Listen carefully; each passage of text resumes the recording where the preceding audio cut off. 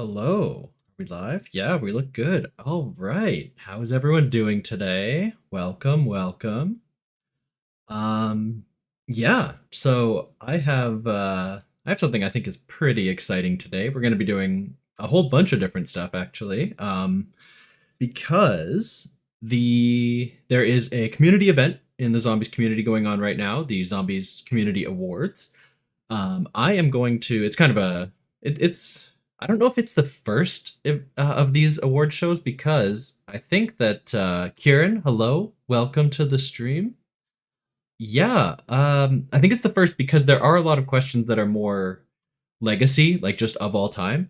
But we do have a couple different categories. So actually, let me pull up the voting form because we are going to be going through this today. We are going to be voting for all different categories, and we are also, when the categories mention a map, I do want to play all of these maps on stream, so we're going to give them all a quick play here. Let me bring this over. Okay, so here is the ballot what we're looking at. Finjake, hello, welcome. Thank you, thank you. So yes, we have this big ballot. The link for this is in the description. Everyone can vote. Please do vote because if we scroll down here, where are we? Where are we going? Um, Look at this. Look at this guy. I'm on the ballot. Now, I do have some very stiff competition, so I will not begrudge anyone who doesn't vote for me. But I do think this is a cool community initiative with a lot of good people in a lot of different good categories. So I encourage everyone to go to the link in the description and vote for wherever your heart takes you. But yes, so I will go through this whole ballot. I'm gonna show you guys what I vote for, but I also want to, when we get down here, there are, oh, that's anticipated, this one. So these maps, I have given them all a quick try off stream. Some of them I played more than others because I played them when they came out. But right here, we have the four best maps of the year according to the people who nominated. And I'm going to give them all a quick 30-minute run through all five of them today. Now, some of them are from the Noah J escape room contest, and so they are very Easter egg focused and they're more involved than others. And I am not going to have the time to beat probably any of them in the time that I give them. If I'm really loving them and I do want to give it a try, I might pull out a second stream for my favorite here. I think these are all great maps, and a lot of them work just as survival maps. So I'm going to just play through them, get as far as I can in any Easter eggs they may have. But this is going to be more of a sampler platter for what these maps have to offer. With that said, yeah, I think that what we should do is hop straight into the first map. And then once we have some experience with all of the maps, I guess we can start going through our votes. Yeah, I think we can get started. Let me pull up Black Ops 3. How is everyone doing today? So yeah, we are going to be playing some Black Ops 3 custom maps, as opposed to Black Ops 6, which is obviously the new thing. I think this is kind of the best time I could find in my schedule to do anything Black Ops 3 related because obviously, oh, OBS didn't like that. Okay. Yeah, because obviously next week is Citadel des Morts, so we're going to be having a lot of Black Ops 6 content come out next week. So I thought right before that hype builds to its max, I'm going to sneak in here and do one of these. Okay. Let me pull up Black Ops 3. Okay, it's a black screen. There we go. We got it. So yes, the first map is Murder Mystery, and let me get the creator's name correct here. It is by JBird632. All the links to the maps are also in the description. Oh, looks like my mic blew out for a second there. I thought I balanced it right. Yes, so all the maps are in the description as well. Definitely give them all a chance, but here we go.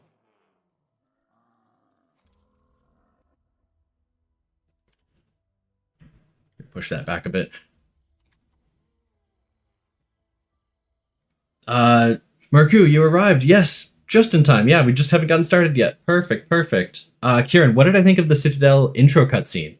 I I mean, obviously, I'm hyped. I do think that it was very minimal, which we have seen before for sure. I think going back to things like Black Ops 2, a lot of the intro cutscenes were on the more minimal side.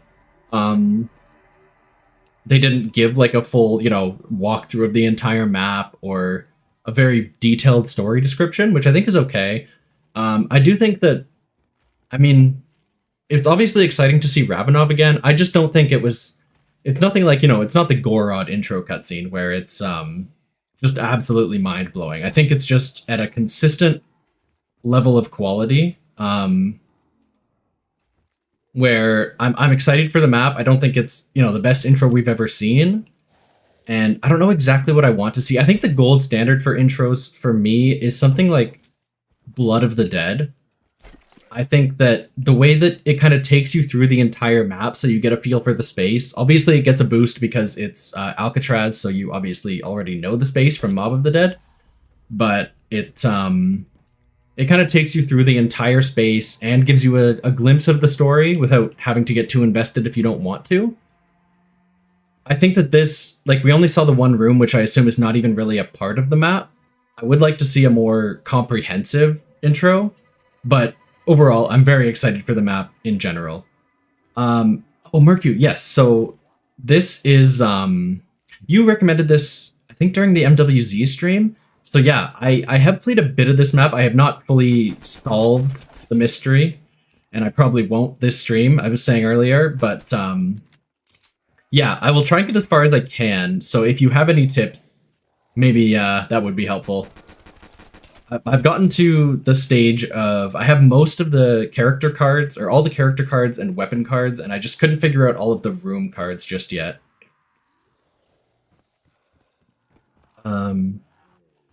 Favorite Treyarch intro is either Voyage or Liberty Falls.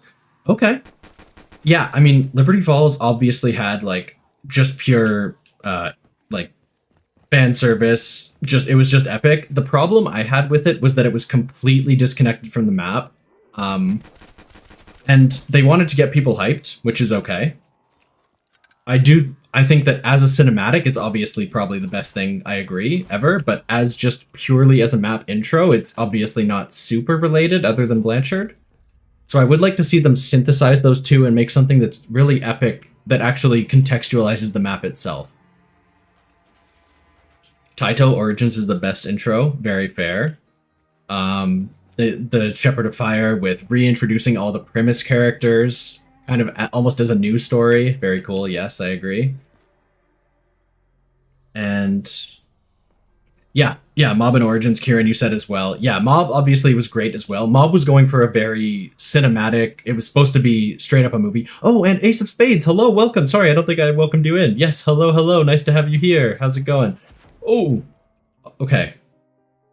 You know what? I have forgotten how to play Black Ops 6 with playing Black Ops 3. That's so embarrassing. Okay, and I didn't even buy. I thought I did buy Quick Revive though. That one's my bad. All right, let's give it a restart here. I did not. I'll restart the timer. We'll still have our full time with this map. That doesn't count. My stupid mistake. Yeah. So I was saying, Mob is very much. It's trying to be a movie. Like it has the actors. It has like it's straight up trying to be a movie in zombies, and I think that's very unique. So for that one, I'm okay with it being this big, like 2.5 minute long thing that almost tells a short story in itself. I don't want every map to be like that because I do want the intro to be something you can watch fairly frequently. It's something you don't like want to skip over every time you start a match. I think something like Origins strikes that balance well, and yeah, Blood as well. So yeah, I think there's definitely a balance to be found. Let's actually listen to this guy. Welcome to the perplexing escape room. I think he just says it's based on Clue, from what I recall. Dedicating its spacious scenery for a grand escape room.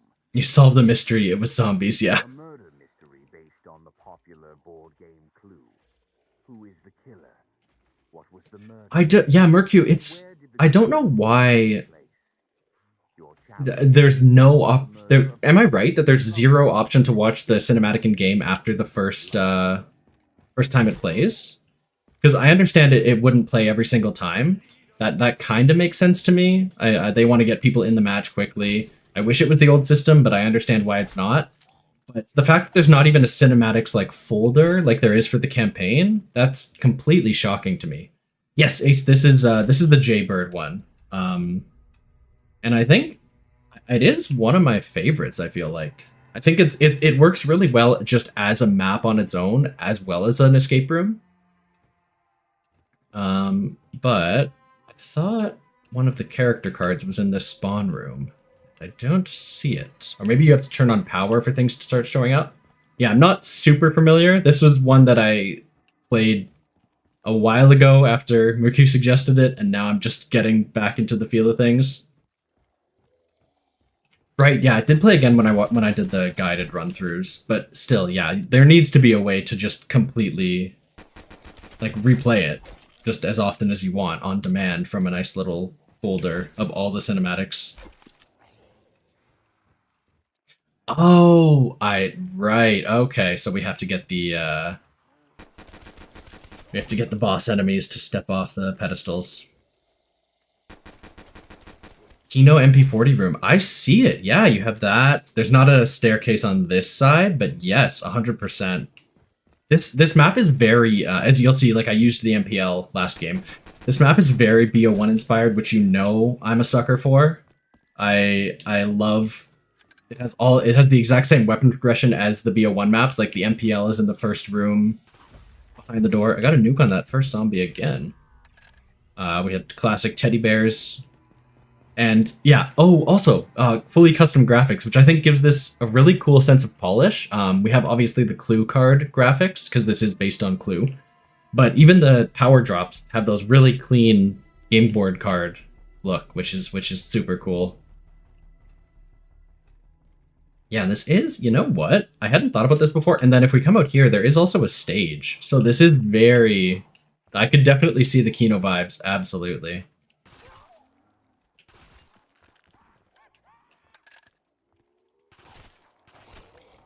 Yeah, I think this is one. Some of these maps that we'll get to later, I think, are maybe a bit more ambitious. They have very big ideas. A couple of them especially stand out to me as like almost coding an entire new game into the Black Ops 3 engine. And then the rest of them get by. They're more classic style BO3 custom maps, but they're all like very polished. The ones that don't, have an super intense coding challenge, I really like because they feel super well constructed. They have that sense of that have that last little bit of game feel that really makes it pull it all together.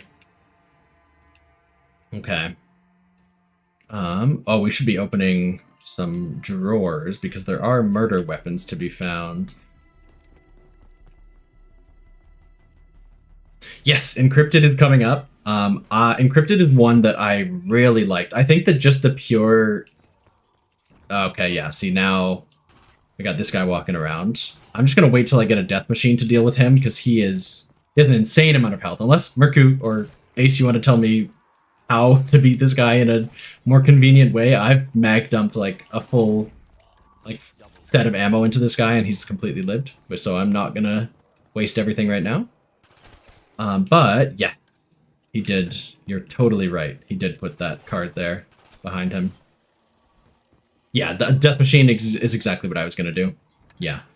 Sorry, I was talking about Encrypted because yes, that is coming up. And if you haven't seen it, that one's by Logistical Reaper, who's done a lot of work in this vein. What they're doing is they've done a lot of work to bring all the Cold War systems into Black Ops 3. So you have salvage drops, you have trials, you have the armor system, rarity system on weapons. Like I can't imagine the coding work that goes into something like that. But I think it's a really cool thing. And even if I did have a couple bugs on some things like that, some of the things that are more ambitious, but like that I completely give a pass for because it's such a big swing, which I love. You know what? I might keep. I have to remember I can get Mustang and Sally. Let's just start. Oh, you know what? Turn on power first. That I do know. I do know what I'm doing here. Get the crowbar. And then we also have... My game is hitching a bit. I need to make sure I'm not exploding, and then we need that key as well.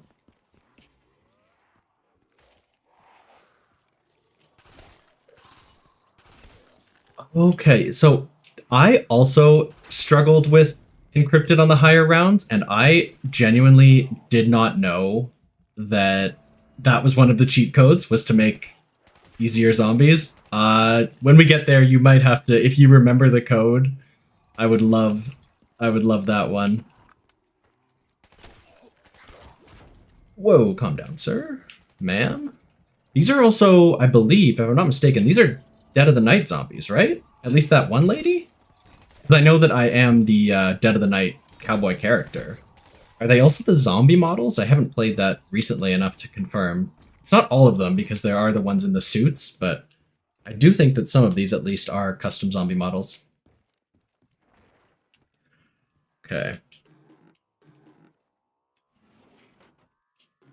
Let's see. There we go. First murder weapon. So yeah, this is... Let me see. I could do the stage fairly soon. I want to get Jug before I start unlocking room cards.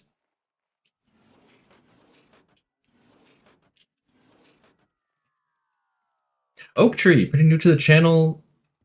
Oh, thanks for watching. Yeah, I'm glad I could bring you around. I think I'll always love the old games, so I'm glad I could share some of that passion. Are you more of a newer Zombies player? Did you get into it during, what, BO3, or even more recently during Cold War, BO6 era? What's your style of Zombies? Yeah, this is active now, right? Yeah. Go.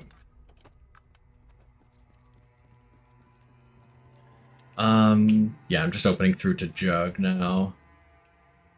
But I'm gonna probably miss one of these drawers, so if I do, someone let me know. Because I need to open all of these things to get all of the murder weapons.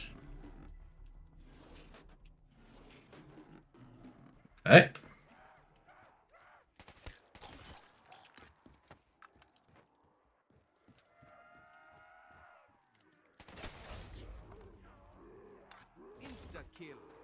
Okay, yeah, that's, you know what, that's a, yeah, I think that a lot of my great memories of BO1, like, as much as I do think that those games are very well designed just as a whole, I obviously have, like, what, 20, 30 hours of content just talking about how well designed I think those games are. I do think that a lot of it ultimately does come down to having, like, friends and playing those maps after school every day with a full lobby of 4 people.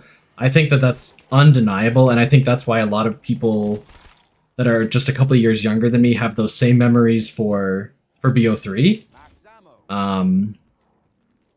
It's like those games are all good, but it is very much, to really get the most out of them, I think it is, you do have to play with friends.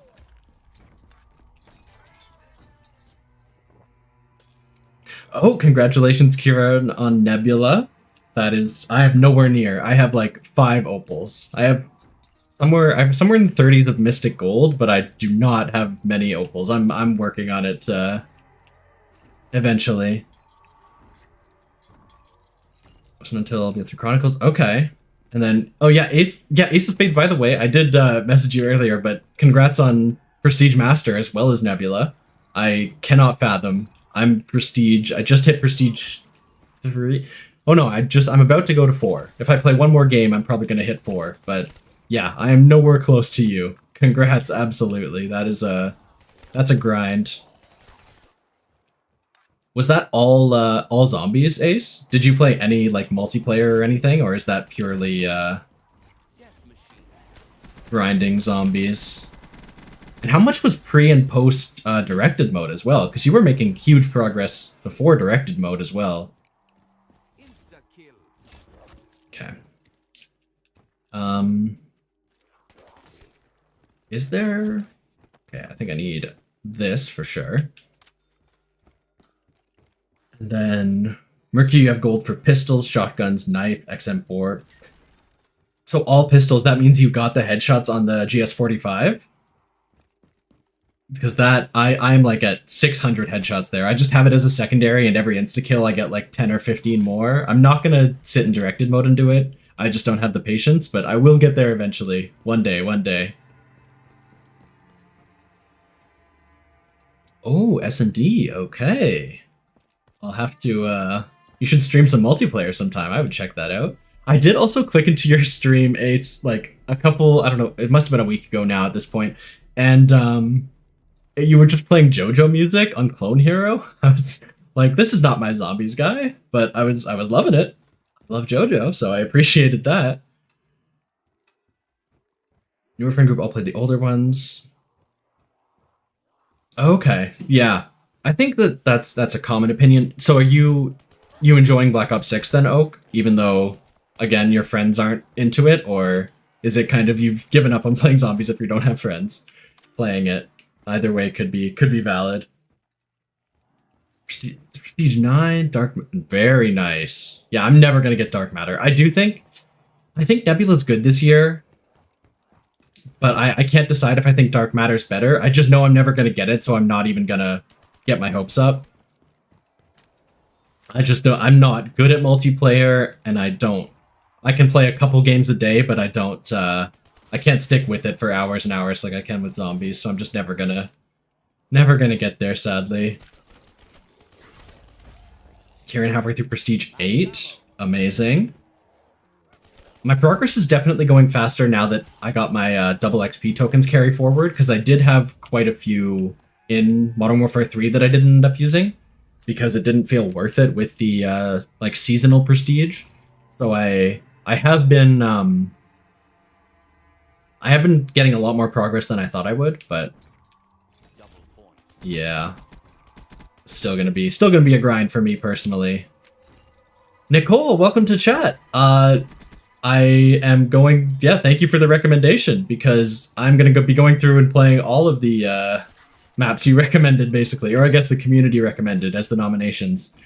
Yeah. So, correct me if I'm wrong, but chat, Nicole is the person who set up this awards, as far as I know. Obviously, I'm sure that people have helped, but that's who I found it from. So yes, I'm very excited about this community event, and yeah.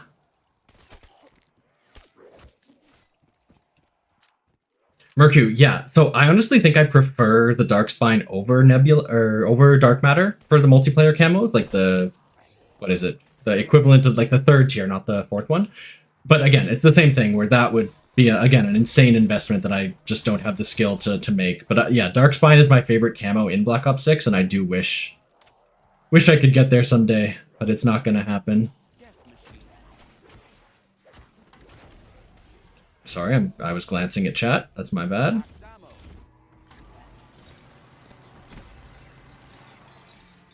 There we go. Now where do you think this guy spawned off the wall from? Where do we think this guy might have come from? I wonder. Let me see. Oh yeah, you know what? Let's try it. If not, if I die, I die. But so yeah, that's the first kind of step of the Easter egg of this map, is to go around and collect all the room cards by doing secret little challenges in all the rooms. So I dropped the stage curtain in a different area of the map, and now I have to basically do this tiny holdout that is very scary.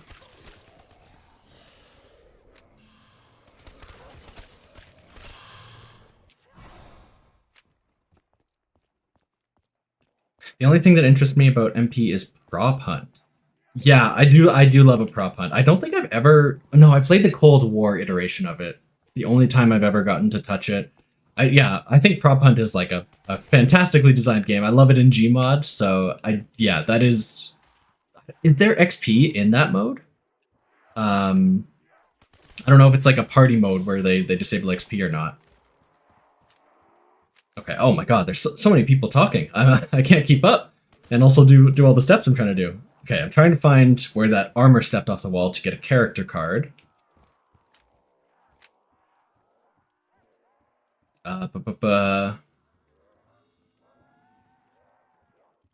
Oh, I also need the key. Oh my god, I am losing my mind.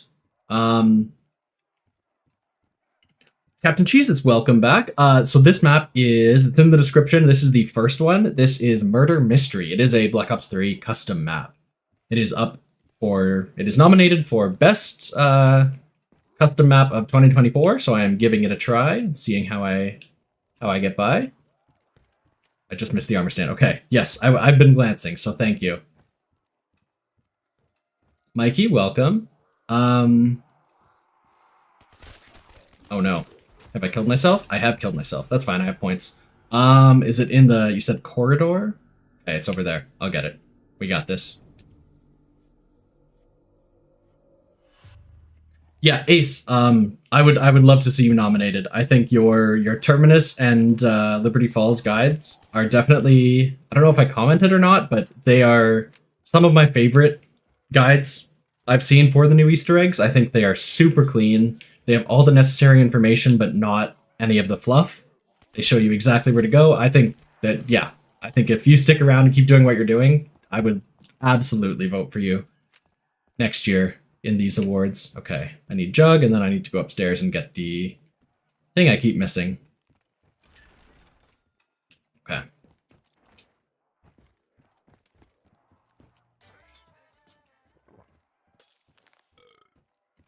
You know what, Kieran? This could be some of these rooms do have the vibe of that Liberty Falls cutscene. This definitely could be Richtofen's mansion. I should have clickbaited with that title. You're right.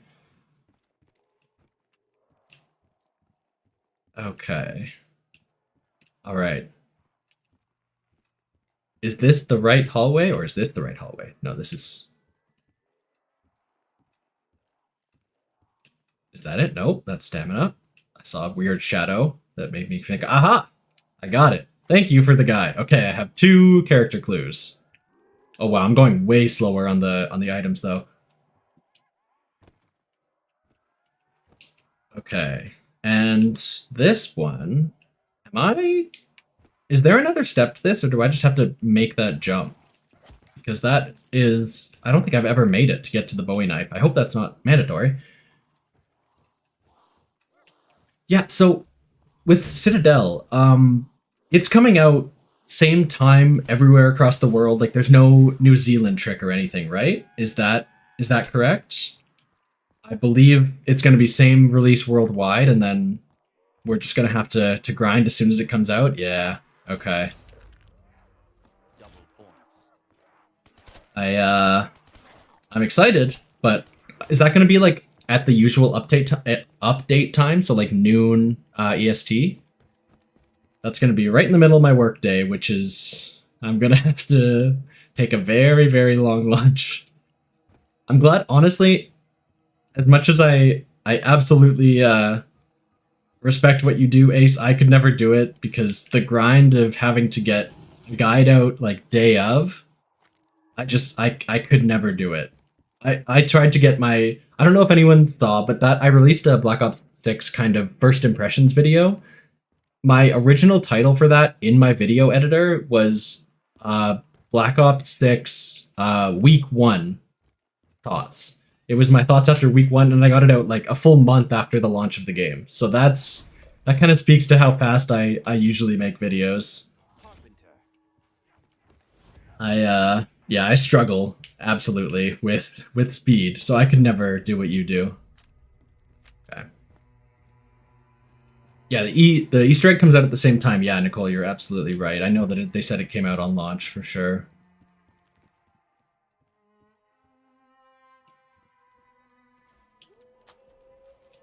Oh, do I want to do this? You know what I would love? I would love a nice shotgun.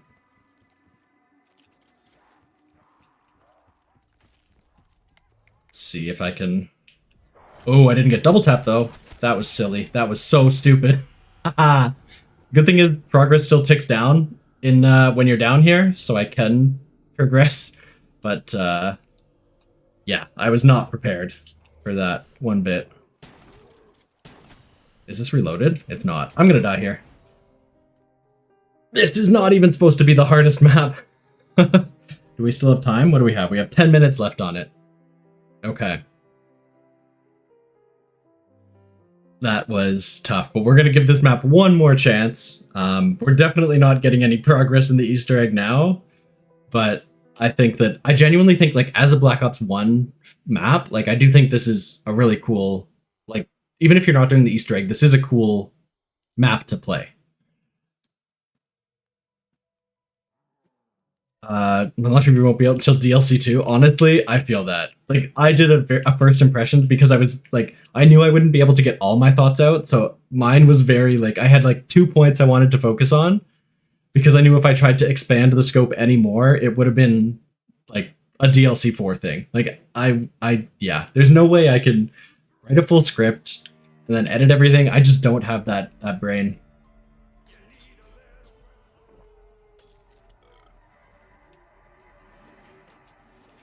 Nothing here. Stakeout.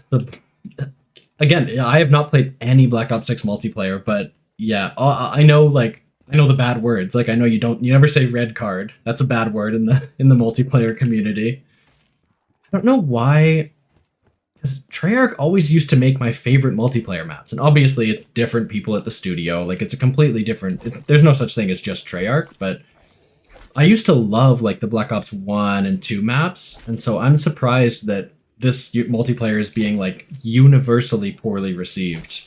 I do think that it's shocking to me. Real murder mysteries, finding out what happened to Whitecliff. It's not a mystery. The answer is I'm bad. I'm just genuinely bad at the game. I'm good at analyzing how the game works, but I cannot translate that knowledge to surviving in said game. Hopefully the Citadel E doesn't have one weird step like the Terminus hard drive. Yeah, I mean, there's some people that are saying they want the Easter egg to be basically all that step. So it's like genuinely the opposite, where people think that because that step was hard to find, that means it's good, which I don't agree with. But people want more obscure steps that are, like, not easy to figure out. They're just randomly interacting with random things in the environment. Personally, I think with you that I disagree that that's what there should be. I do want a bit more difficulty, but not necessarily, like, I would like the characters to be a little less obvious about their hints, like the way Peck basically told you how to solve multiple steps. I do think that went a bit too far in Terminus, but I think that what am I trying to say? We've talked about this many times, but I think an Easter egg is way more interesting when the challenge isn't just figuring it out. There is challenge in actually, like, trying to execute instead of just, like, some step being super weird that you would never think of. Let's see, I saw something from Oak Tree. Yes, that's what I wanted to read. Favorite maps from each of the Black Ops games. I would love to just go down this list. So actually, let me see if I can catch up on chat before we get into a whole discussion about nostalgic stuff. Okay, so PD, you say I guess I'm not being exposed. I'm obviously just seeing people on Twitter, so that is very fair that I don't have that perspective. So if people are loving it, I'm glad to hear it. I played a couple games and I was kind of like, I just didn't get into it enough to really form an opinion.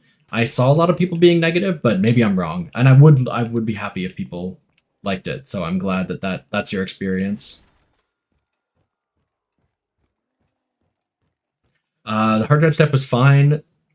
So yeah, on our own, my group did figure out the hard drive step because of what you said, you and Ace, like the fact that you could see that one trap was different than all the rest.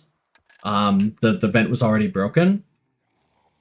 I'm trying to think. I mean, at a certain point, like, as zombies players, you just know that you use the wonder weapon on things, or you get bosses to hit things. Like on Liberty Falls, you get the Mangler to hit that gate. So I didn't think that any step, including the hard drive, was too bad, because I think, and maybe for non-zombie players it'd be different, but I think for us it was the right level of difficulty where we knew at some point we had to do something with this weird thing. I guess that's kind of just a sense you pick up after playing zombies enough. Donuts, hello. I saw you go live for the first time in a while yesterday. I was watching for a bit, helping people out doing Terminus.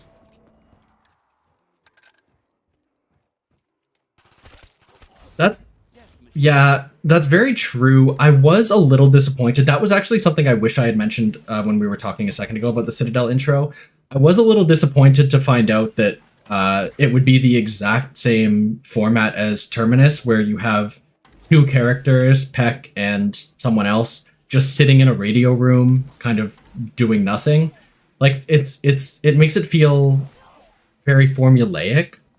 It doesn't. Again, it's the problem where it doesn't feel like the characters are like stranded in this environment when you have these people on the radio. But there's also the fact that it's just like, is this going to be every map in the game? There's going to be, you have your 4 operators, and then there's always going to be 2 random people sitting in a control booth somewhere. I do want things to be different, at least. I don't know. I just want there to always be a different formula. I want to never know what to expect exactly.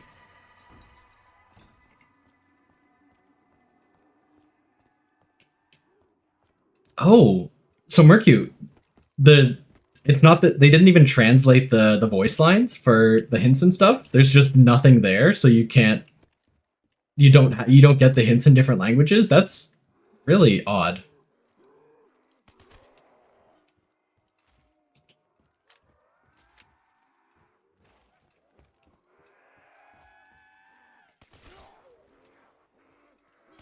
I didn't mind it too much because they were in Danger 2. Fair, yeah. It felt very sanitized with them sitting behind that like pane of glass. I never really felt like they were part of the crew. I felt like they were just entities sitting right outside the map in a non-playable area, just kind of taunting us.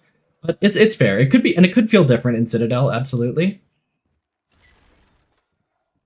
Yeah, I could see that perspective.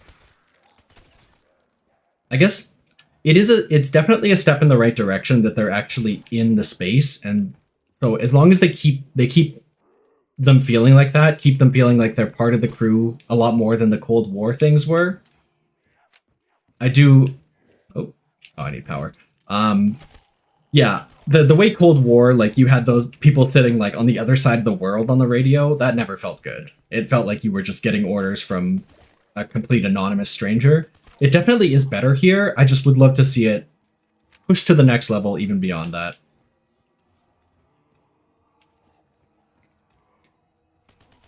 Ooh, what's the next Donuts video? What are we seeing? Let me find Kieran's message. Oh, the Deadshot Augment. Yeah, you know what? Absolutely. Yes. I'm excited for that one too. I think right now I'm running Dead first, which is the just on the first shot damage is doubled, because I've heard people just kind of randomly say that's the best, but I would absolutely love to see a breakdown of if that holds, you know, for higher rounds and things like that. I'm excited for that. Yeah. Obviously everyone here knows Donuts, but if you don't, for posterity, absolutely check him out. He just hit 100,000 subscribers. Congratulations again. And yeah, some of the best. I love math. So seeing him break down everything in a spreadsheet made my brain very happy. Kieran, I think you'll be interested to find who I vote for Best Zombies YouTuber when we get back to the voting ballot. I think that you will not be surprised. Spoilers for that one category, but I think Donuts does have my vote for Best Overall Content Creator of the Year. He's gonna be my guy.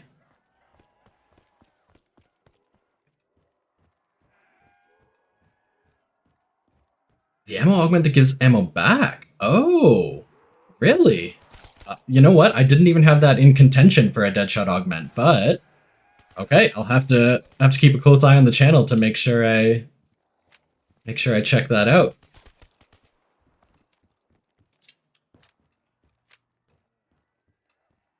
Stopping in to say, Christian, thank you for stopping in. So next up, I have right now the next video on the channel, unless I decide to do something with Citadel des Morts. The next video is going to be Black Ops 4. I have a script fully written to kind of explore the entirety of Black Ops 4's systems. just as an overall, not focusing on any individual map. I have the script written, but I have not touched Black Ops 4 as a game to get any footage since Black Ops 6 comes out. I've been playing it nonstop, so it's been hard to find the motivation. And even though I do love Black Ops 4, it's been hard to find the motivation to go back and play something else now that... Oh, that is the timer for Murder Mystery. So I might have to say we're done here. We failed. This is all my fault. We could have gotten a lot further, but you know what? I'm going to let this guy kill me. This is a cool map, though. I do encourage you to check this one out on your own and solve the mystery yourself. It is a cool little escape room. First link in the description. This is the Murder Mystery map. But what I wanted to say was, yes, I do sneak peek. Like, I do really like Black Ops 4. I have a very positive opinion on a lot of its systems. And so the video is phrased very defensively. A lot of the time I'm like, Donuts, thanks for stopping by. Yes, make that video. Make lots of videos. Definitely, I'm excited to watch them all. Love you, man. Yes, yeah, I do, yeah, I'm excited to make the Black Ops 4 video. I just really need to find the motivation to play something besides Black Ops 6. But yes, that is going to be the next video. It's a video that I will basically try to be doing a takedown of all the things people hate about Black Ops 4 and saying this is the reason they're good, actually. Obviously, it's a flawed game. It's not perfect, but without naming any names in the video, I am going to be being very defensive about my baby. Yeah. Okay. What is the next map that I have listed in the description? I'll do it in that order. Oh, okay. You know, this is going to be better for reading chat. It's not an Easter egg map. We're just doing a classic survival map. So this is going to be Verko's Bus Depot survival beta. Verko is the person obviously doing the overall Transit remaster. So this is kind of a small slice of that. We got a sneak peek of Bus Depot in 2024, and then the full Transit map is coming out in 2025. So we are just going to see, we're going to check this out and see how we feel. Let's set another timer. I think I can, if I'm not trying to do Easter egg steps, I think I can actually survive for the full 30 minutes this time. Yeah, Parker, I mean, technically no one mentioned BO4. That was me. I brought it up. Someone asked yeah. I was asked by Christian what the next video was, and it's BO4. Eventually, I said it was BO4 like 3 videos ago, to be fair. So, but Black Ops 6 is just so good, so I had to make the videos.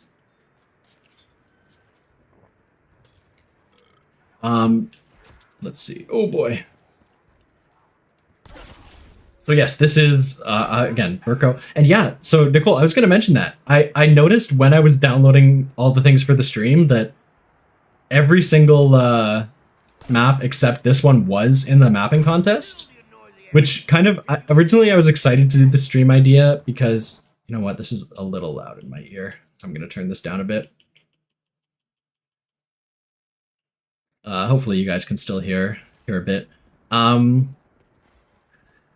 Yeah, I was excited to do this stream because I thought I'd get to play a bunch of fun new maps and just kind of survive on each of them. And then I realized that all of them were very Easter egg focused. So I was a little nervous to do this stream because I knew that obviously I'm not going to be solving anything.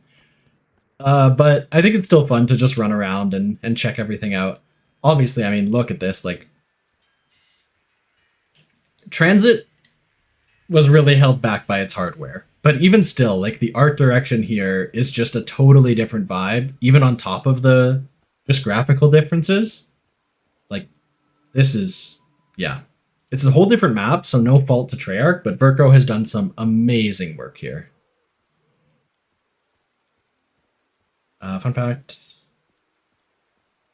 Oh, interesting. Kieran, you know what? I had never done that math, but you're very right. We're finally out of the prison of the post Black Ops 4 days, yeah.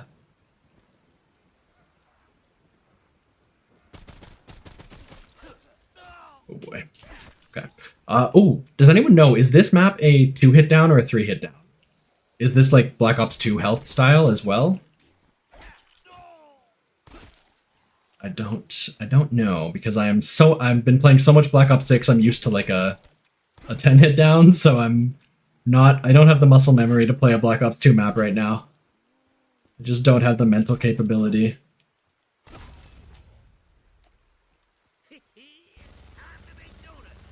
Okay.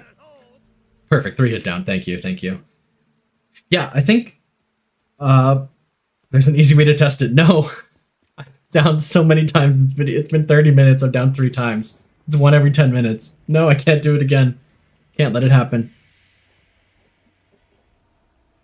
Yeah, and so no, Mercu, I was agreeing. I think that pretty much all of the maps I've found I can still just play as a survival map, except John Parker, which is going to be one of the next couple. That is definitely a story-based thing. So that one I'm interested to see how that goes. I think it's possible to beat it in 30 minutes if I do everything perfectly optimally. So I'm going to see if that one I can actually get to the end cutscene of. Yeah, you know, Oak Tree, honestly, me as well. Even though I played these games religiously for 10 years, there was still a lot of stuff I found out only through researching the videos.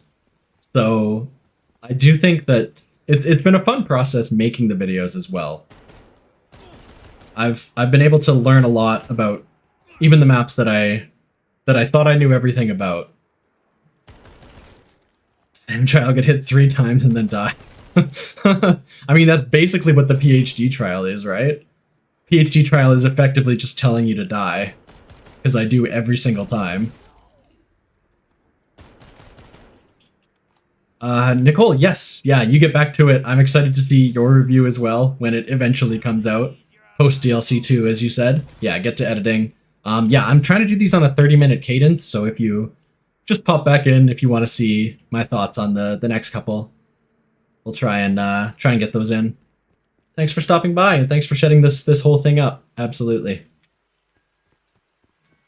Again, if anyone's joined that wasn't here at the start of the stream, the link is in the description to vote for all the nominees. Please do. I am one of the nominees, so I have a vested interest, but even if you don't vote for me, I think this is a cool event, and everyone should definitely join in. There is a power switch. There is a power switch, isn't there? Do we have any super early unfounded predictions for DLC 2? Oh, Oak Tree. I'm so sorry. Yes, thank you for bringing that back up, because I do want to go through it. Yes, I got very distracted, but yes, I'm going to come back to that. Early things. So there was the string in the end cutscene of Terminus that said the keep, I believe. That was one of the files on the computer. Do we think that is just referring to Citadel des Morts? Do we think that that's what that's referring to? Or do we think that there's going to be another map that is going to be called the Keep? Because if so, that's one tiny hint we have, but it would make sense if that was the castle.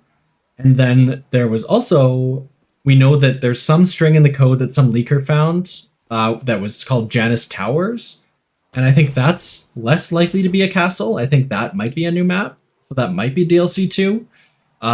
If that's the case, we're going back to a facility, which I'm sure a lot of people aren't happy about. I think they can do it in an interesting way, but I hope it's not just purely a Janus facility, like D Machine style. I do hope that there's more to it than that. But yeah, I've been too busy predicting things about Citadel to think about what DLC 2 might have. It's so far away. I mean, I'm trying to think. The Wonder Weapon, what might we get? Because we're not going to get a melee if we get a melee with the next one. I really wonder if they're ever going to bring back the Thunder Gun. I think that's, if they are going for nostalgia points, which they really seem to be with, you know, all the stuff about Black Ops 4 and everything there, I do think it's not impossible that we're going to see a reconstructed, something very similar to the Thunder Gun. Because we haven't had that kind of functionality in a while. I wonder, yeah. I don't know. I think that's all I can give you. I haven't thought about it too much, but yeah. Okay, now, let's go through it, Oak Tree. Let's do it. And everyone, please feel free to comment along the way. We're going through. Oh no no no no no! We're going through. What the heck?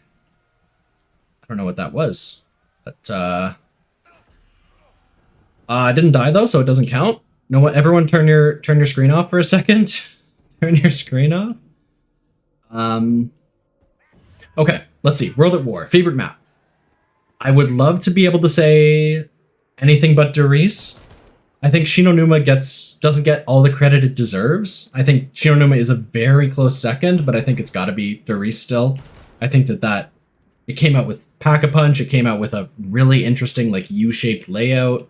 I think there's no beating that in World at War. Black Ops 1, controversial answer. My favorite is Moon. I think a lot of people don't like Moon, for especially the Black Ops 1 version, for aesthetic reasons, for things like the excavators and the astronaut.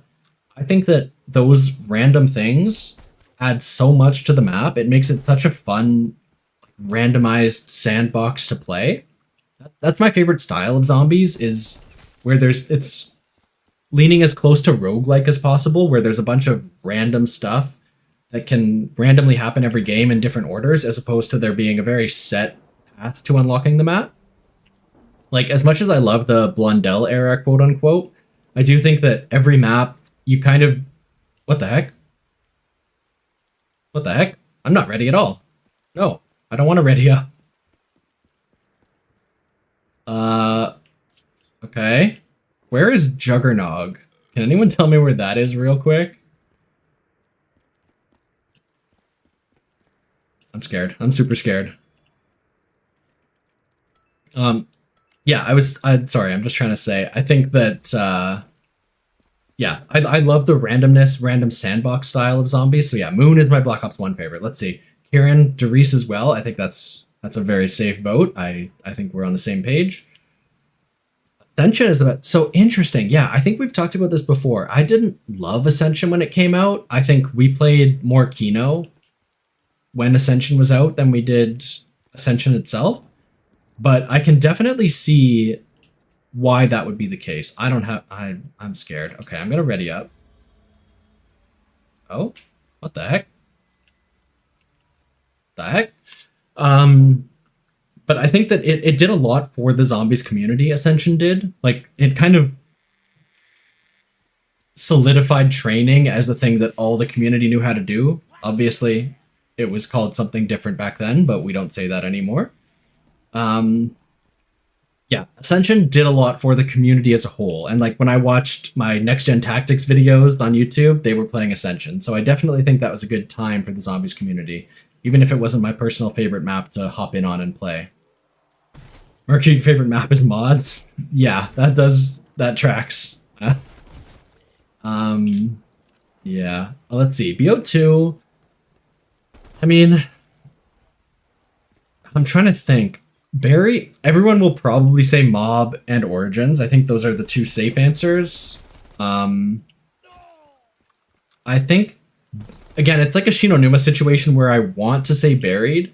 I do think Buried is very much more my style of zombies, and like it seems catered to what I would like. But I think Mob does what it does so well. Like, as a story-based map, it's like it's basically the first one they did, and they nailed it on the first try. It's such a perfect, like, self-contained little story. So I do think I have to say Mob of the Dead for BO2. Kieran, you're with me? Okay. Yeah. I think that's the way it's got to be. I think Mob is such a perfect epitome of that style of zombies. BO3, I would, again, this is very controversial. I think my favorite maps are the community's least favorite. I think my top two are probably Revelations and Zetsubo. Okay, Kieran's coming in clutch. You're, oh, sorry, just check this. Yeah, Kieran, apparently we're the same person. Yeah, Revelations is the best map. Yes, yeah, the community got what it asked for, and it I mean, yeah, I was kind of fading out of the community at that point. I had some issues with how the community were handling the newer releases. So that I kind of stepped away for a second there, and I completely agree that like Revelations at the time, like it was exactly what we wanted, and people started to turn on it for no real reason. Like over time, people are just saying like they were just lazy and blah blah blah blah. But first of all, I disagree with that. Like in my video, I talk about how that map obviously still took a lot of work to make, and also like they were trying to give us a finale that was pretty much exactly what we wanted. Ace, thank you. Yeah, I genuinely think that Mob.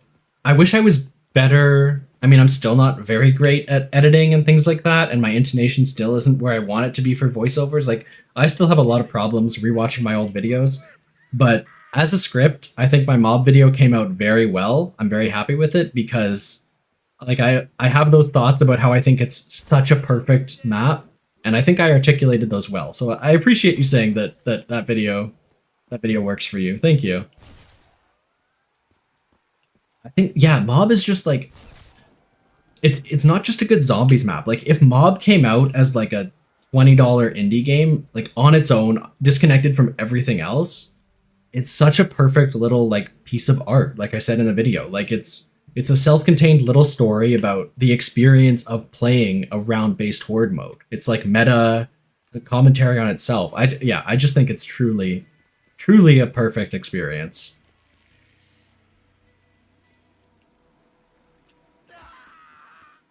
Okay, let me get a drink of water real quick. Sorry.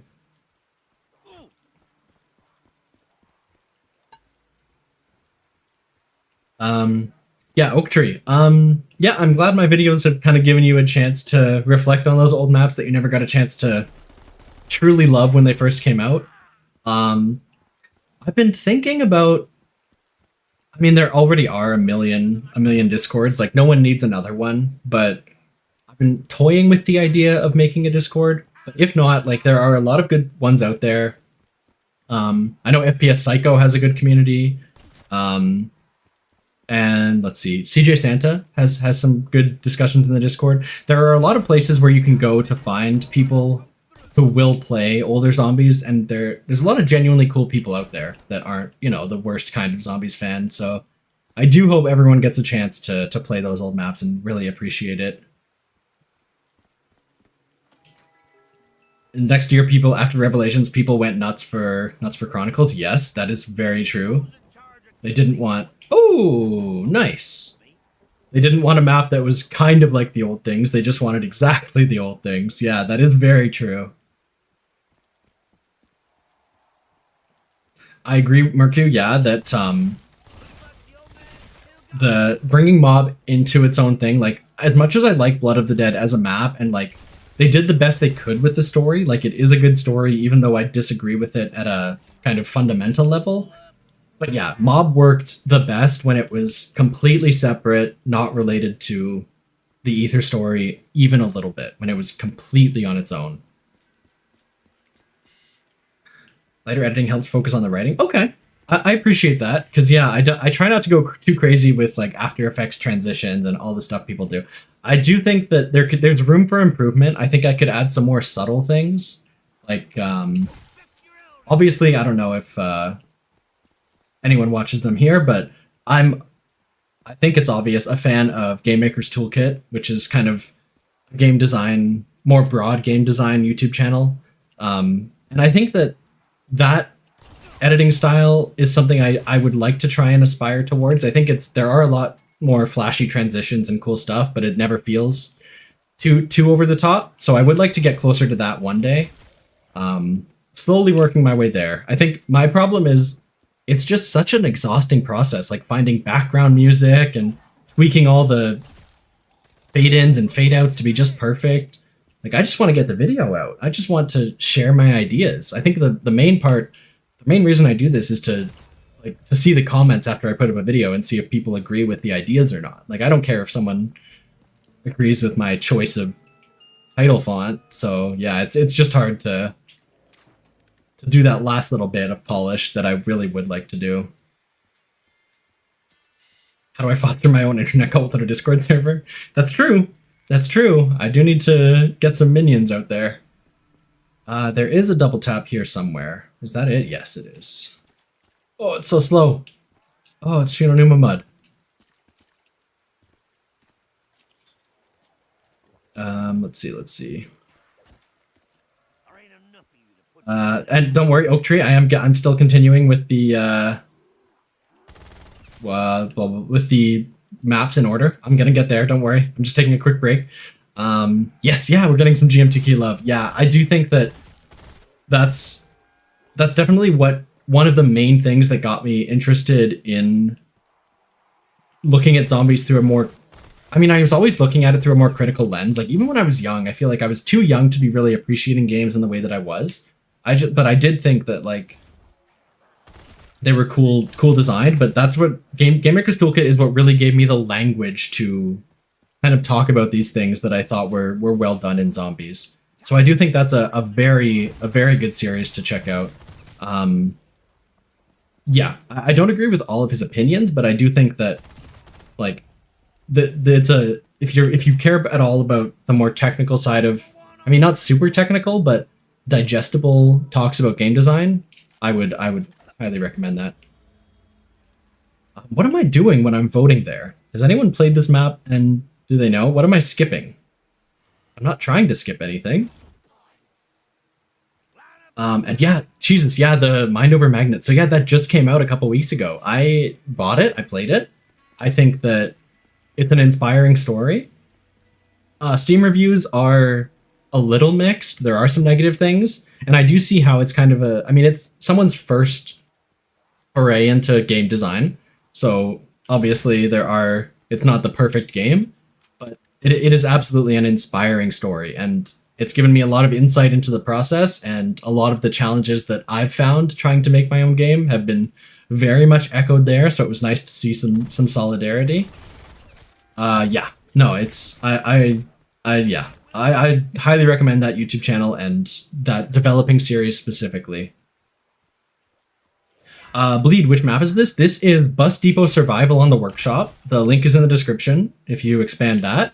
This is by Verco. This just came out this year. This is a Black Ops 3 custom map, and it is nominated for best map of the year.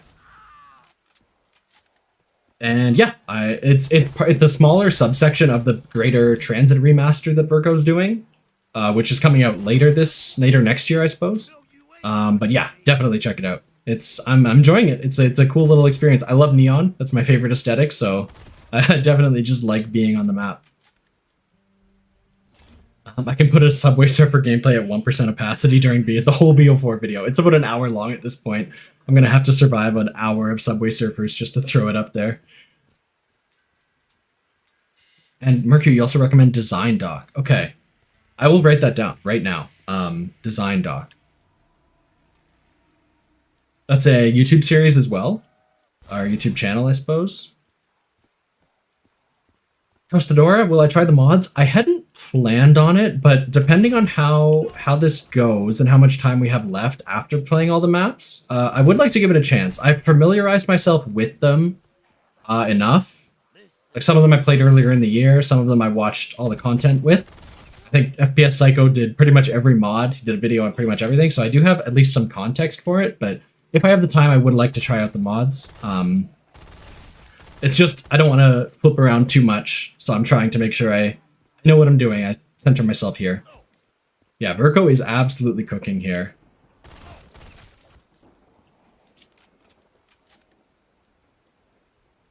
Zanark is a channel. UI design. You know what? That's something I struggle with the most. So that's going to be a really interesting perspective. I will love to hear that. Okay. I'm going to drink of water, and we will move on to Black Ops 4. Best map in Black Ops 4. If you guys have played Black Ops 4, please put it in the chat. Let me know what you think. I'm interested to see what everyone thinks. Best map in Black Ops 4.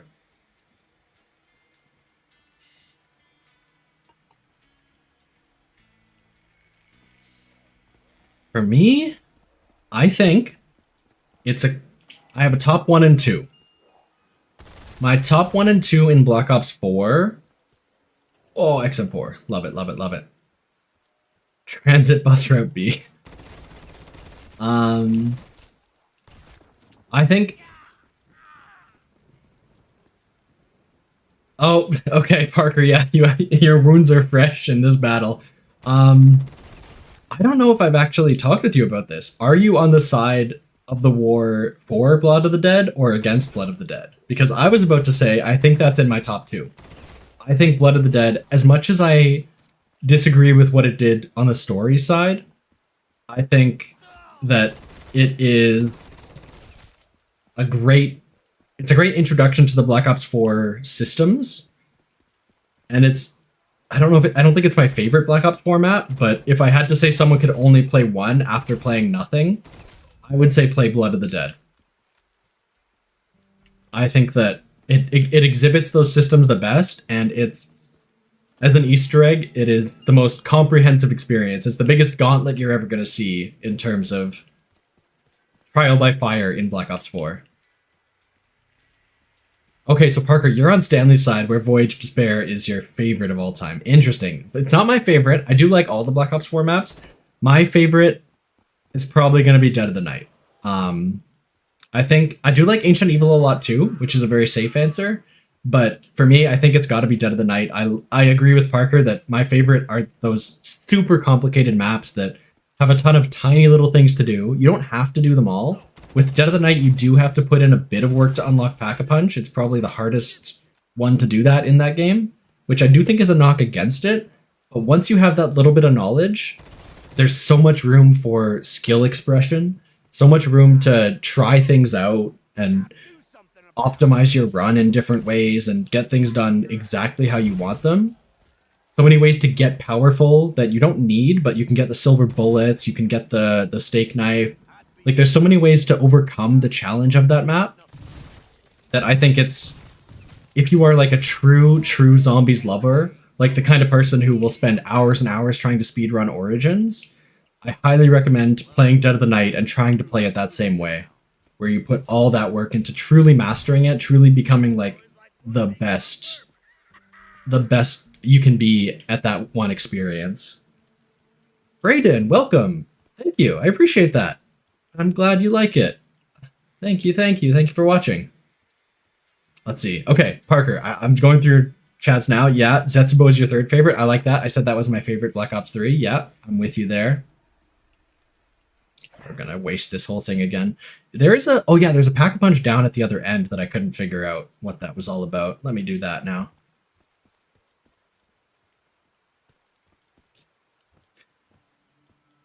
Dead of Night, Tog, Ancient Evil. Yeah, lots of Black Ops 4 representation, which I completely understand coming from you. And then, yeah. I'm genuinely surprised that Die Rise is up there, because as much as I've turned around on it recently, I still don't think it's... I don't even think it's the best map in Black Ops 2. Because I do think it limits you more than it needs to, because of just the way gravity works. Like, you can't go back up, except by elevator, which is kind of an issue with the laws of physics on Earth, more than it is with Die Rise, but... It's just, for me, it feels very limiting, but there's no real way to overcome it. Like, you can get a couple jumps in, but you can't go all the way back to the top. Brayden, yes, this is it's a custom map. It's in the description. It's linked. I think it's the second one down. This is Bus Depot Survival by Verco. It is a custom Black Ops 3 map. And it's a beta for the full Transit remaster that Verco is working on. But yes, definitely, this is fully out now, so give it a chance. It's on Steam Workshop if you want to check it out. Let's see, I can pack the XM4, I'm happy with that. Oh, it's Cold War style pack, which I did talk some shit about in my second last video. Interesting that he made that decision. Oh, it's too expensive. Okay. Let me see. What did I'm trying to make sure I don't miss anything. What am I skipping? I don't understand. Someone tell me what's going on. Terminus just outside top 5. Yeah, I could see that. I don't know what they could do. So in my Black Ops 6 retrospective, I was very positive on Black Ops 6. I had almost nothing negative to say. After a couple more weeks since writing that script, I do have a couple issues. Um, yeah, it is for the next round, but it's not every round, so I'm a little confused. But it's not a big deal. Yeah, I do have a couple more issues. I do think that I've had some more experiences that have caused me to realize that there are some flawed things. Like, as much as I love the point system as a whole, for the basic progression, I do think that it's the kind of thing that only works when it works. Like, if you fall off the power curve, it's pretty much impossible to get back on in the new point system. And so I do think that's an issue. But overall, I am still super positive on the game as a whole. I just have a couple more issues than I used to. So I do think that post round 31 is a big issue with that. So I do hope Citadel addresses that by hopefully not having manglers, fingers crossed, and that the bosses are a little more tuned. I really, really hope that something happens there. That's true, yeah, I forgot when the trailer for when the COD Next happened for Liberty Falls, I decided the game was bad, and I'm not allowed to change my mind. You're very right, Kieran. I forgot about that pact we all made. That the game is just forever bad because it had no aura. Because it's Liberty Balls. Ha ha ha.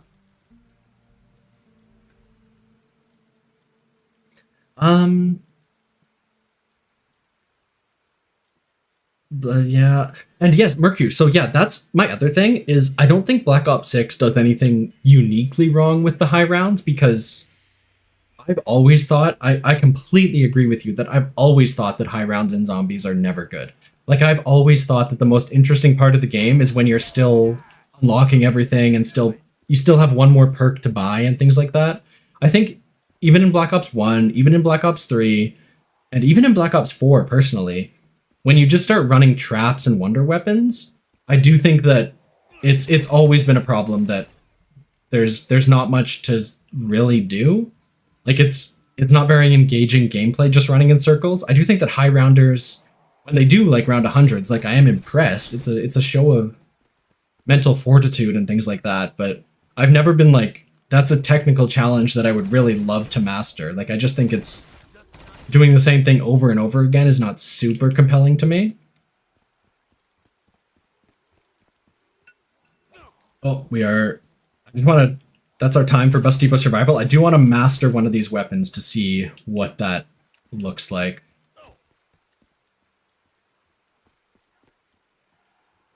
The game is so bad I had to get all the way to Prestige 8. Yeah. It's like those people who give a thumbs down review on Steam and you check their profile and it's like 2,000 hours played. It's like, really? The game is that bad that you had to play it for that long? The Cursed Talisman is really interesting. And I do think that it kind of... Okay, so what is this? Is this alternate ammo types or... Oh, it kind of is, eh? Maybe? I don't actually know what that's doing. Oh, it is, yeah, it's doing alternate ammo types. I got fireworks. Okay. Yes.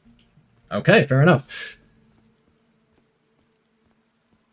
Yeah, so yeah, I was saying the Cursed Talisman is a really cool thing. I don't know how much it breaks the point system they intended. Like, it takes a while to get it. You can only get it by, like, round 15 or something like that, because you have to have melee macchiato and everything. So I do think it's a good balance of allowing you to get past the issues of the new point system, as long as you're actually good enough to not get hit. So I do think that's kind of cool. Okay.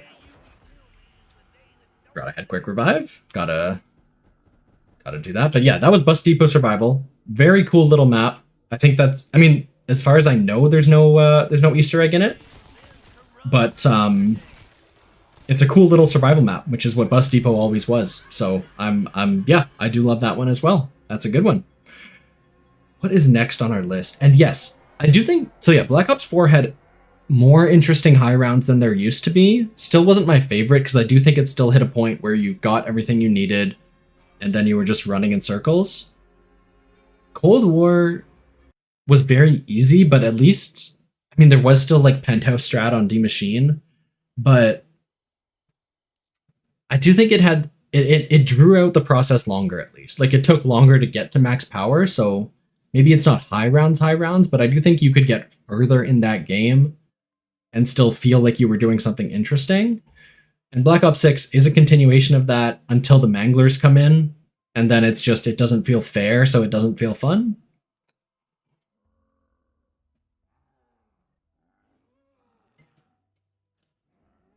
And yeah, Kieran and Parker, it's 100% that. Like, this game, Black Ops 6, I mean, they had a difficulty in mind. COD Next came out, people weren't happy, and I made a tweet about this, but they didn't have enough time to, between COD Next and launch, to make this, the difficulty curve, entirely new, and like a nice smooth progression up to the crazy amount of Manglers. All they did was just like, if round equals 31, spawn 10 Manglers. Like, they had to make a super quick code change that wouldn't break every other system, and like changing one variable was really all they could do.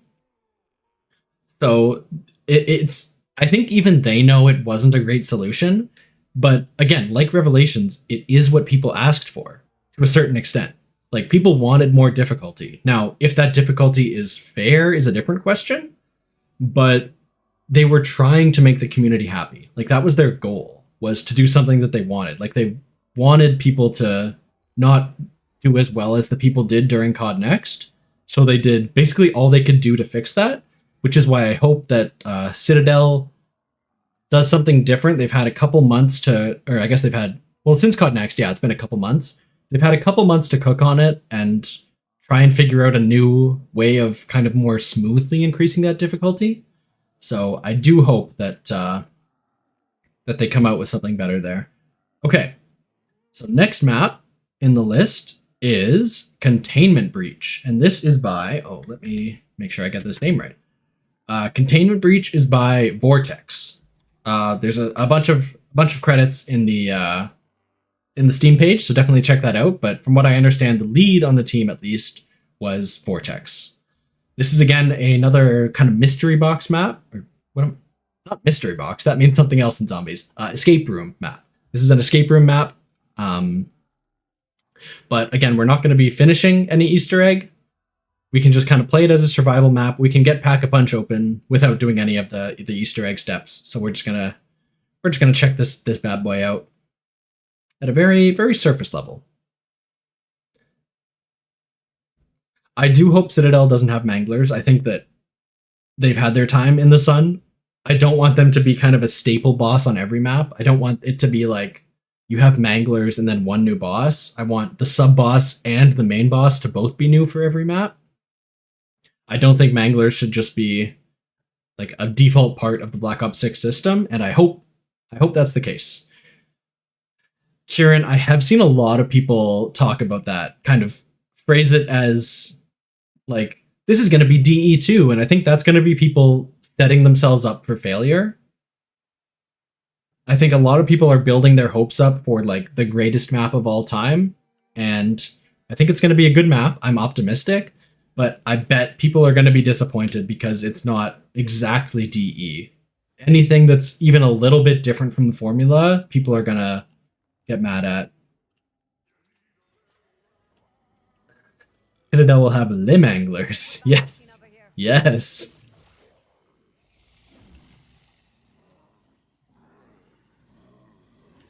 Okay, so yeah, it starts very tight, and actually I think it stays in these pretty tight areas until we progress the Easter egg, so this might be a tough one, but I'll try and do better than I've been doing.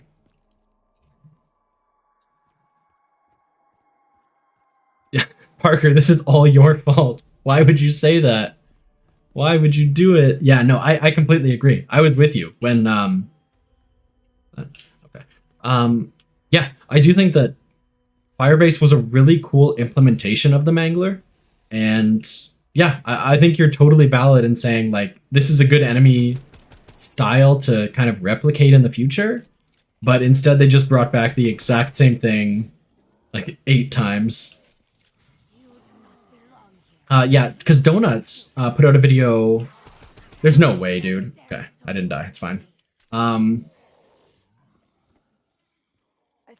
There we go. Yeah, Donuts put out a video that really resonated with me talking about manglers. I forget which video it was. It was a small conversation in the main video, but he talked about how the manglers provide a very interesting enemy to focus on because they're very disruptive. They disrupt your train. They shoot you from a distance. So they make you want to focus them first. But they also walk slowly and stand back. So you have to very actively focus on them. You can't just kind of spray and pray into a horde. Like, it's an interesting enemy that makes you play in an interesting way. And I do think that it's a cool bit of game design, but they have to do something new. Like, they can't just, that trick gets old after a while, and it doesn't feel like an engaging enemy type to deal with when you're doing it for the 600th time in a single match. Once there's like 10 manglers on the map at a time, it's not this like singular point of focus where you can focus all your attention on it and then kind of put your mental energy into that and then feel like you accomplished something after you did it. Instead, it's like, oh, every zombie is a mangler, so I can't give them all special attention, and so they just kind of merge together in your mind again.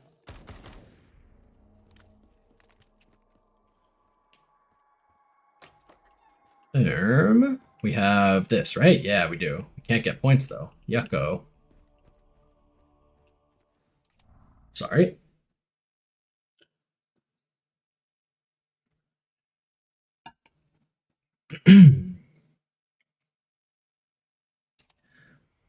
Oh, complaint is that someone was saying it was held back from launch to release later. I mean, to some extent it was. Like, yeah, I'm sure Citadel was probably mostly finished by the time they launched. Just like DE was mostly finished. Like, they don't release maps the second the last line of code is written. Like, they have a release schedule and they're polishing it up until that's done. And like, yes, it was probably pretty close to finished earlier, and that's how game development works. So that is a bit of a silly thing. Like, obviously they put work into polishing it since that time. They haven't just like had it sitting on a shelf to steal your money, because for one, it doesn't cost any money, but also, like, yeah, it's not an evil thing. Like, they put a lot of work into this, including over the last couple months. So it is silly to say that they're monsters for doing this. Okay. Found the juggernaut machine. Yeah, and no, I completely agree that like they could implement the same idea as manglers, at least visually differently. Is that Saul Goodman? What is happening? Oh, there's no J. I've missed all of this my first time playing. Okay. You are worm food now. Yeah, no, I do. Yeah, I completely agree with the idea that there should be no more manglers for a lot of reasons. I wish people would like give the developers more credit and not, you know, think that they're completely incompetent.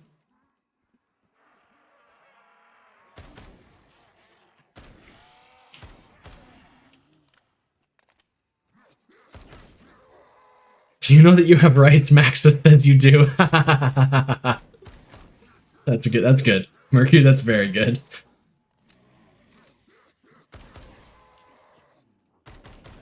I should really get like a better gun. That's not what I have. Is that gonna be it? That's not gonna be it. Is it?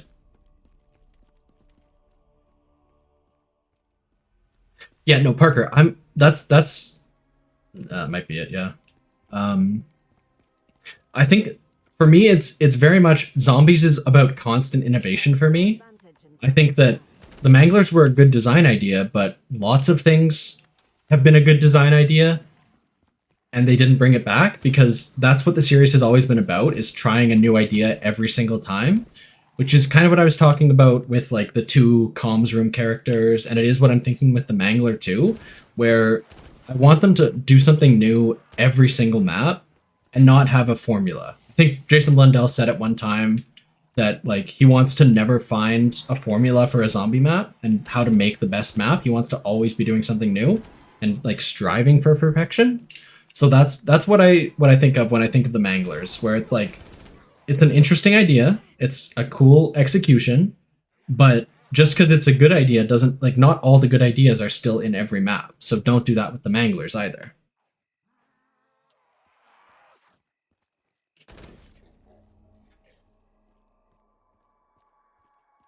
Connor, thanks for showing up. Yeah, I appreciate you watching the videos. Zombies is... Okay, this is the first step of the Easter egg, but I don't know exactly how to do it.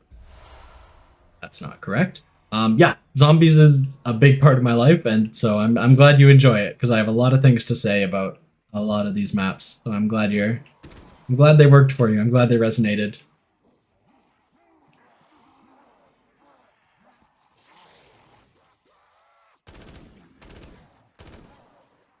Okay, how many points do I have? I have a ton. What can we do here? There is a power switch, right? Am I crazy? No, we're not. Not crazy. Oh, there's a weapon inspect. Oh, it's the same button as reload. That's why I've been looking at my weapon over and over. Okay. Marking perk machine. Oh boy. Can't go that way. All you want from Citadel is to flop from the highest point. I wonder if there's going to be a big, because they did specifically bring PhD Flopper back, so I wonder if there's going to be a massive drop. Like, how game-breaking would that be? It has to be a very controlled environment so you don't accidentally flop out of the map. But I would love to see if they could incorporate... I bet it... You know what? I think that would be a great Easter egg step. Flopping from, like, the top of the castle down to the bottom of, like, the Avalon Village. I would love to see something like that. That's my prediction for an Easter egg step. With completely baseless, but that's what I... Oh, again, we have a Cold War style pack punch. But yeah, that's my dream.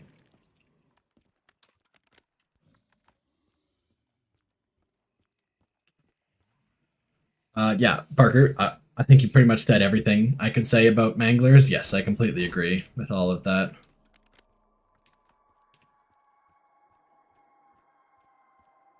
Yes, Mercury, yeah, and I really like that thread because Oak Tree, this is one of your questions from the very start of the stream was whether I like the non-Treyarch Zombies modes as well. I do. I think they all do interesting things, but I haven't played them like for hundreds of hours like I have the Treyarch modes. I would like to, but I haven't gotten around to it. So Mercu put out a very enlightening thread on Blue Sky about things that were in the like non-Treyarch Zombies modes that eventually got ported into the main Zombies game loop. That really, like, a lot of the things I did not know were originally in like Extinction or Exo Zombies. And exactly, it's finding those small things that work as part of a main game loop and experimenting with everything else to see what else you can carry forward and what's just a one-off and things like that. So yeah, absolutely. Chaotic Connor, can't wait to see what you have about Black Ops 4 and Black Ops 4 maps. Yeah, so Parker gave you a spoiler, but yes, Black Ops 4 overall systems video is next, and it's a positive one. I think that it's a flawed game, but it does way more things right than it doesn't, and even the things it doesn't do perfect are steps in the right direction. So I am a big fan of Black Ops 4, and I'm excited to start talking about it as soon as I can tear my eyes away from Black Ops 6.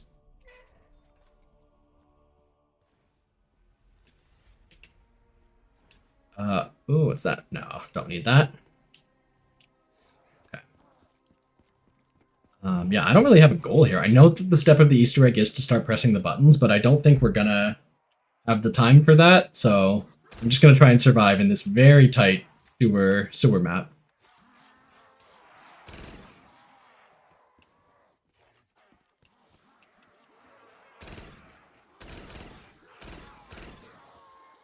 Okay. Yeah, Parker, you're absolutely militant is the way to describe it. I think, yeah. So, do you think that Black Ops 4 has any flaws? That's my question. I'm genuinely curious, and I don't think there's a wrong answer here because it can resonate with you if it doesn't resonate with everyone.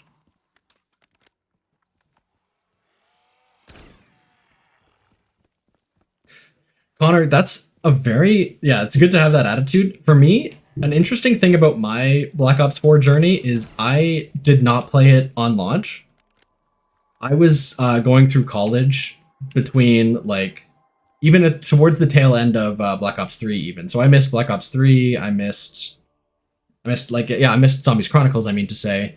I missed what was it? World War II zombies, Infinite Warfare zombies, and I fully missed Black Ops 4 zombies. I just didn't play those when they came out. So I got the benefit of not seeing all the like blue screens and stuff like that and like all the technical issues. And I also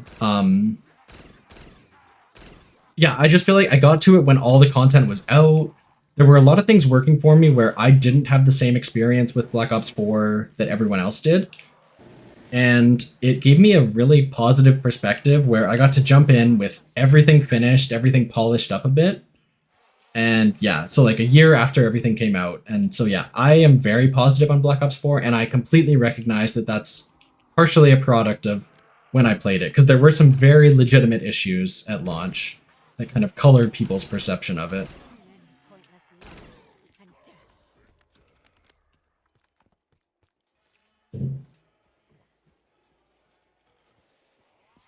And I do think that with Black Ops 6 being so universally beloved, oh, yeah, you're right. It is. Oh, gamble. I want to gamble. I love gambling. Yeah, so we had the Saul back there. We have a Billy the Puppet from Saw. There's a lot of little references in this map. Yeah, sorry, I was saying, Connor, so are you into Black Ops 6 at all? Because I do think that if you are, whenever you get a chance, obviously not right away, but if you could give Black Ops 4 another chance, thinking of it in terms of kind of being the halfway point to Black Ops 6, I think you might have that new perspective, because it's not everything done in the exact same way, but it was like, for example, the first time they tried changing the points, it was the first time they tried changing the health system with armor and things like that. Like, it's not all the way there, but it is kind of a prototype for the new style of zombies. What are we getting here? What are we getting here? Money down? Oh no, we got a weapon. A very bad weapon though, so that was not worth it. Not worth the gamble. Yeah, I do think that Black Ops 4 is interesting to go back to now as kind of like, not a fully realized vision, but it's not Black Ops 3 style of zombies. It's something else. It's kind of like if Black Ops 1 was like Zombies 1.0, and then Black Ops 3 was Zombies 2.0, and Cold War is Zombies 3, or did I say that right? 3.0? With Black Ops 3 being 2.0. I think Black Ops 4, I'm messing up all the numbers. Black Ops 4 is a midpoint between Black Ops 3 and Cold War style, is what I'm trying to say. Forget all the numbers I said, but the idea is that it's kind of a transition point where not all the ideas were fully formed, but they kind of were working towards something.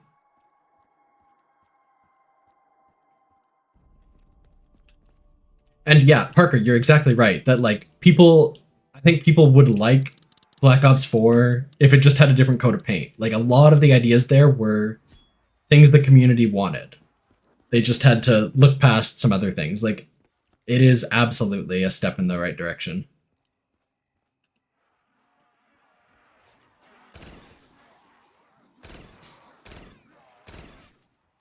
And yes, I do recommend buying Black Ops 4 on sale. I recommend getting the full edition with all the maps, because I think the post-launch maps, you have to play Dead of the Night to really get the Black Ops 4 experience, and you can only get that with like the full edition.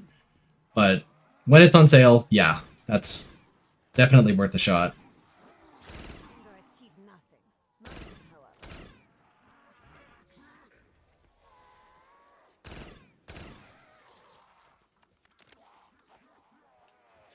However.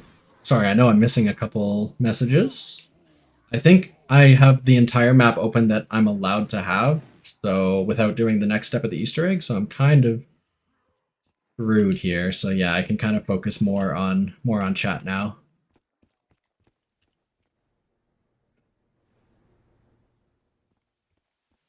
Yeah, it's crazy. I don't know why. I'm glad they're starting to go on Game Pass. I wouldn't be surprised if some of the older games started showing up on Game Pass as well after Black Ops 6 obviously was so successful. Maybe not during any like during the life cycle, but once we get closer to the end, like maybe I don't know, June or something, they might drop an old game on Game Pass. So if you have that, that's definitely a good way to try it.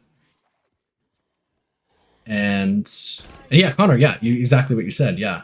You should Yeah, luckily it's a sweet perk of having Game Pass is that you get to try Black Ops 6 for free. Okay, this is still here, and I don't like it. But I want to gamble again. I love to gamble.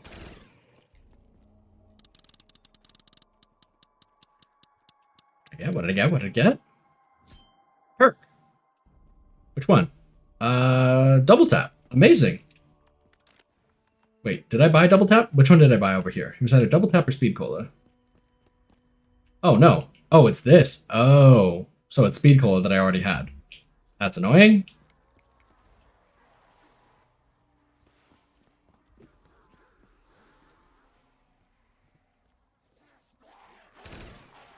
Yeah, Black Ops 1. I mean, it's maybe my favorite Black Ops game, but is it worth $60 plus season pass price in the year of our Lord 2024? I don't think even I can argue that. So yeah, it is absurd.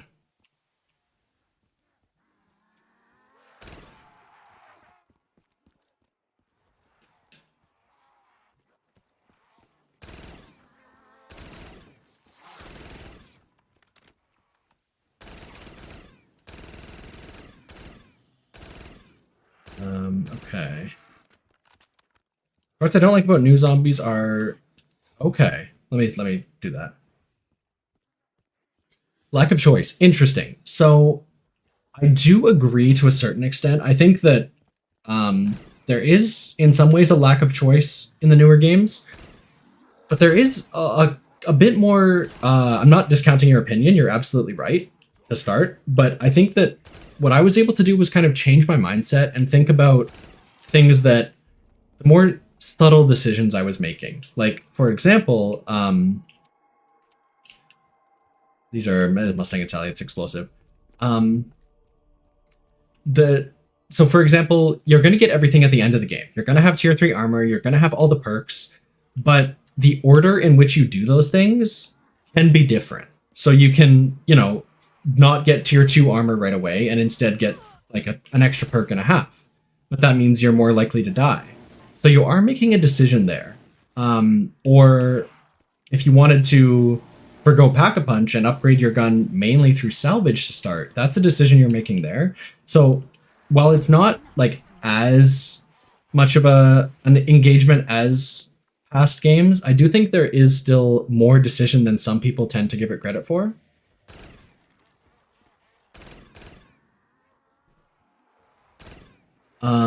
But yeah, overall, I do have some issues with.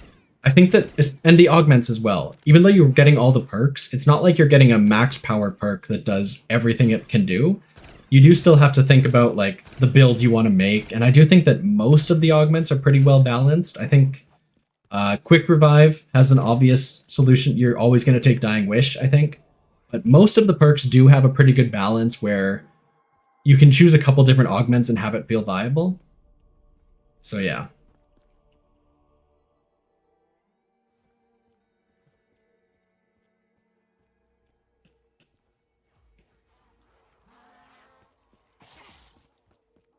Gohan's in the chat. Whoa. Oh, I see the conversation happening. I am turning a blind eye to it. I do not support, but I do not say anything about it. I have no legal opinion on the matter. Ask this guy.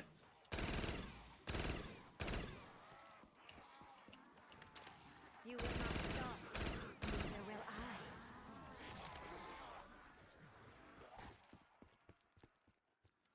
Yeah. Despite Dying Wish, yes, that's true. It is once you get all your perks and then you lose that first Dying Wish and you have to pay what, like 8,000 to buy it back. It definitely does set you back, but I think it's still worth like because otherwise you would go down and lose like 5 perks, right? So it still feels like a pretty safe trade-off to me. But I'm not faulting them for that. I think it's a cool augment to have, and I can still play around with the miners, and every other perk has a great selection, so I don't disagree.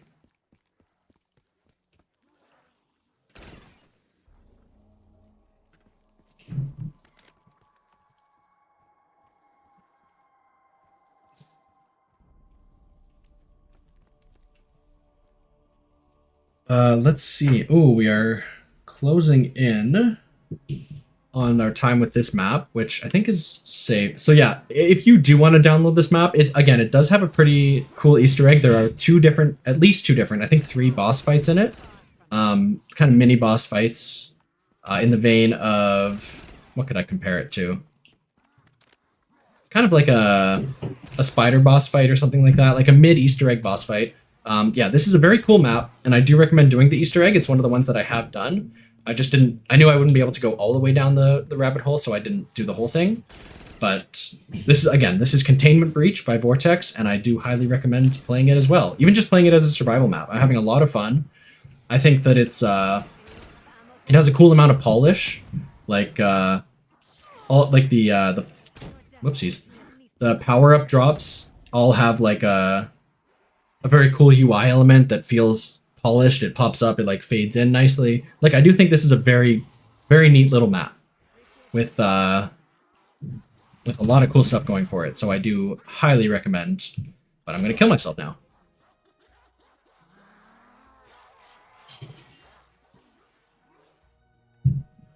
Yeah, Connor. So it is it seems to be inspired by a lot of different games. Obviously it has the Cold War aesthetics of like Pack-a-Punch and that Ether Scope and the Easter egg to that extent.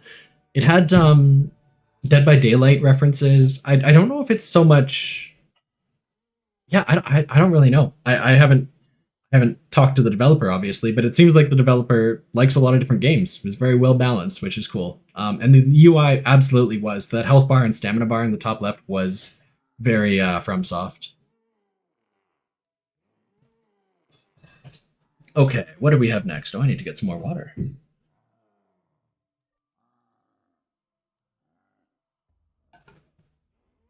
Next up is next is John Parker, which is going to be interesting. I might be able to take you through the whole thing. It's like a linear. Yeah, you can read on the screen. It says it's a brand new video game inside of Black Ops 3, so it is kind of like a stealth. It's not a zombies game. There are no enemies. It's a stealth game, so it is a very unique coding challenge. Yeah, I'll see if I can take you through it. It's gonna be an interesting one. It's like a linear story game kind of thing. But first, let me catch up on chat. Gohan, you're loving BO6. Yeah, I mean, I highly support it. I think that, yeah, I mean, obviously, Black Ops 3 Easter eggs are the community's gold standard. I think that Black Ops 4 Easter eggs, almost all of them, let me think. I mean, aside from Classified, which doesn't really count, I think all of them are absolutely worth playing. Some of them are tougher than others, and there are a couple moments that feel unfair, like 2 or 3 across the 8 maps. But I do think that the Black Ops 4 Easter eggs are worth playing. But yeah, it is more fun if you have a friend, so definitely try and find a group to link up with.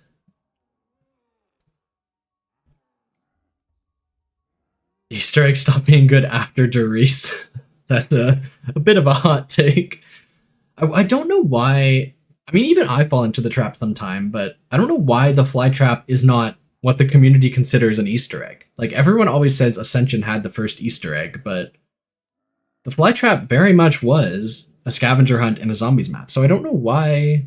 I don't know why people kind of look over that. Let's see.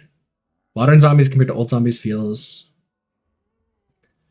Oh, Connor, that Zelda comparison is really interesting. I wonder. I really have to digest that. I think I agree with you. Um, yeah, that's something I hadn't thought about before, but it is a cool parallel between the two series. It is like a very different style of game that uses some of the aesthetics to kind of invoke the same feelings, but fundamentally under the hood, like there are very competing design goals. Yeah, that's cool. That's cool. I really think that's insightful, and I hadn't thought about that before, but I will have to digest that over some time. Okay. Yeah, let's hop into John Parker and we'll see what it's all about. So yeah, this is one that I'm going to set my timer for 30 minutes, and if I do it optimally, I might be able to beat it in that time. This is like, again, it's a story-based stealth game. So it's not, there are going to be no zombies until maybe the very end if I beat it in time, but it is literally just a game in the Black Ops 3 engine, which is cool. Okay, we're starting.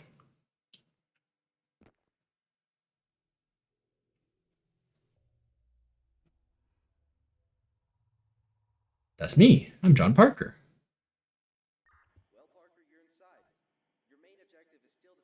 Okay, I have my volume down because there are a couple annoying noises in this level, but basically we have a guy on our radio telling us that we're getting past security. Sorry, I want to balance this right, but I couldn't find the audio levels that let you hear the quiet stuff while not completely deafening me.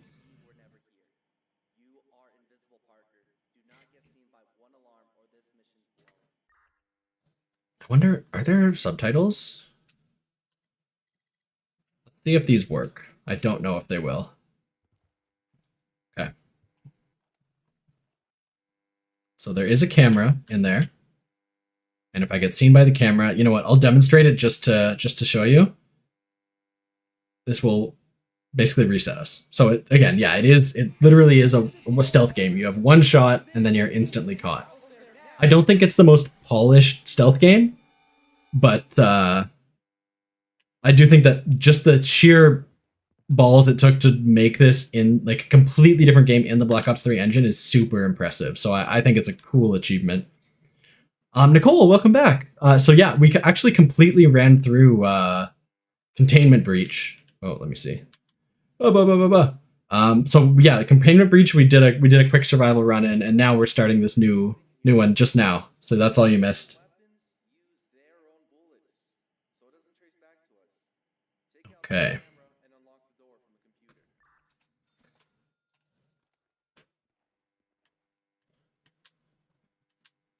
There we go.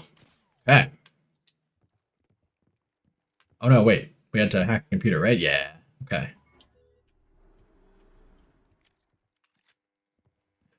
I might have to call it quits as well if I get motion sick, because I did have an issue. Oh, oopsies.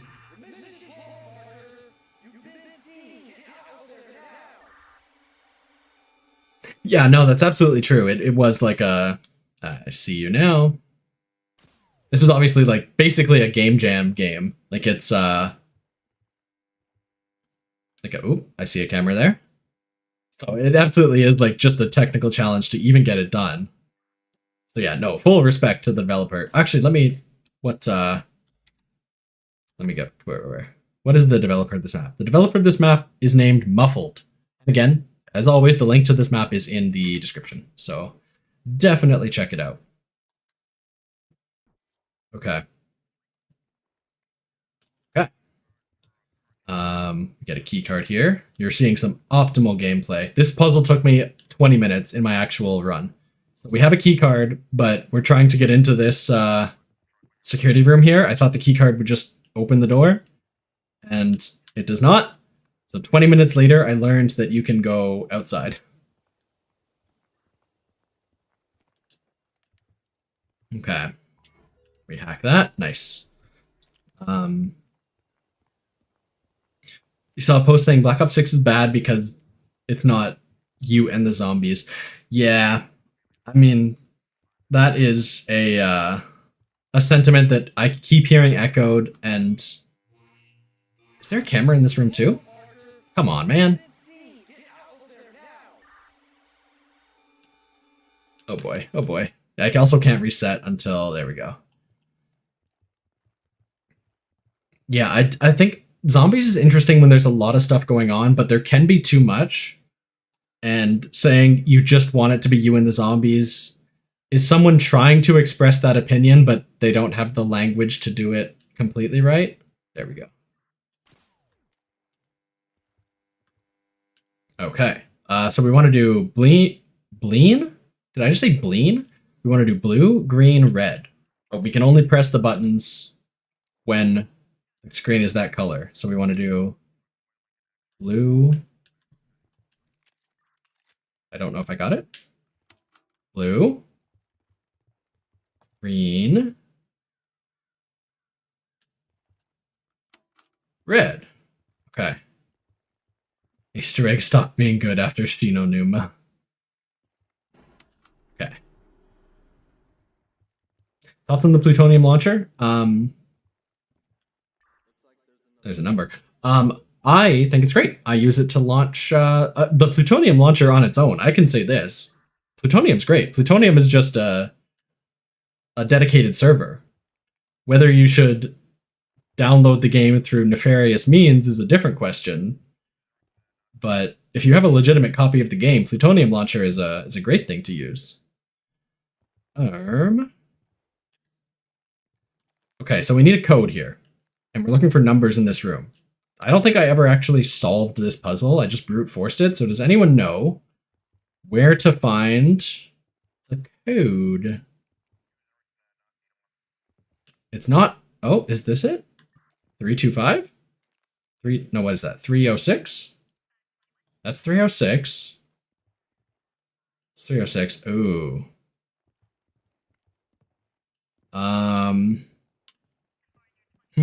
Oh, is it this? 1964?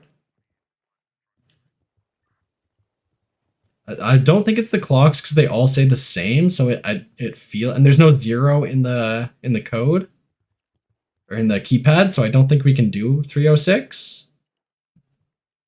But I do think it's 1964. I believe that. Okay. Is it interact or shoot? 1964. It did work. Nice. Okay, good teamwork. Going outside.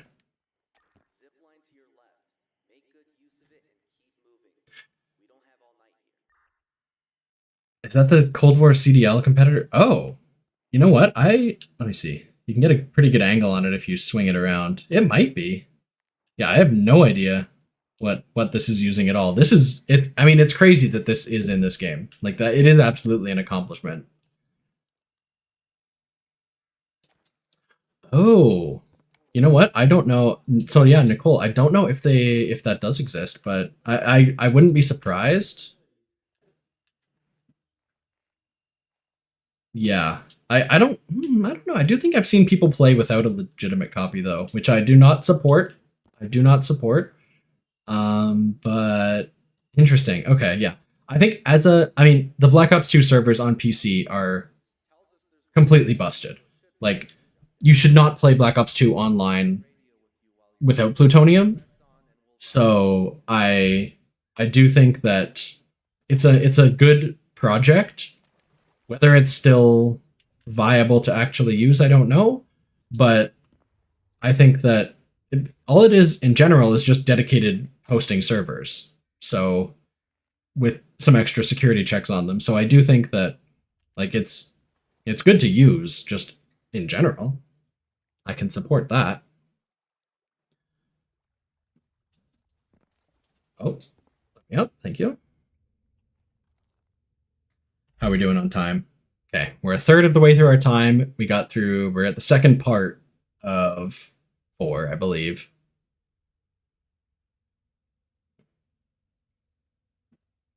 Steam shows you playing plutonium. That's true. Yeah, very true.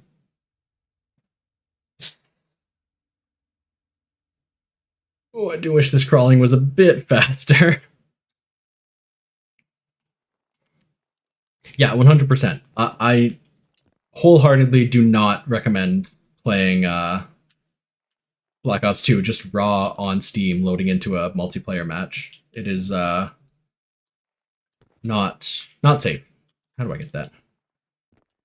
Yeah, there was that issue with Black Ops 3 for a second where there was remote code execution potential, and they patched that. So I'm surprised they never did that for Black Ops 2 as well. But yeah, it is completely unsafe. So I just have it on Xbox, to be honest. So I'm fine for the most part. But yeah, PC is a whole scary world. Private match is fine, I think. I think it's just a matter of if someone's in your lobby, they can kind of dump your like IP and get all your computer's information and send packets to you. Okay. We are trying to do. Oh, what are we trying to do?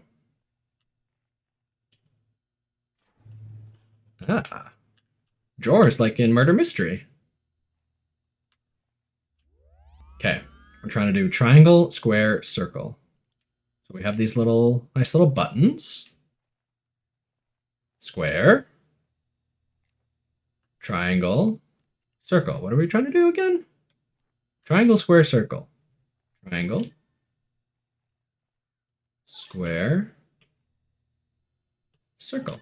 Parker, thanks for stopping by. Enjoy your steak fried rice. I'm vegetarian, so I cannot be jealous. I can just be happy for you. Enjoy your dinner. Talk to you later. Thanks for stopping by, talking BO4 as always.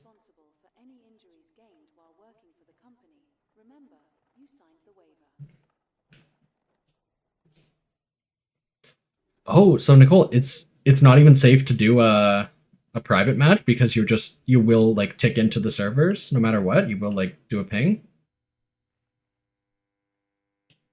Ooh. Okay. What'd I do?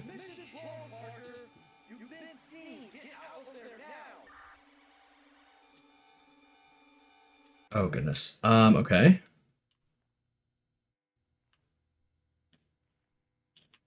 I think what I did last time I played was I like dumped my gun somewhere.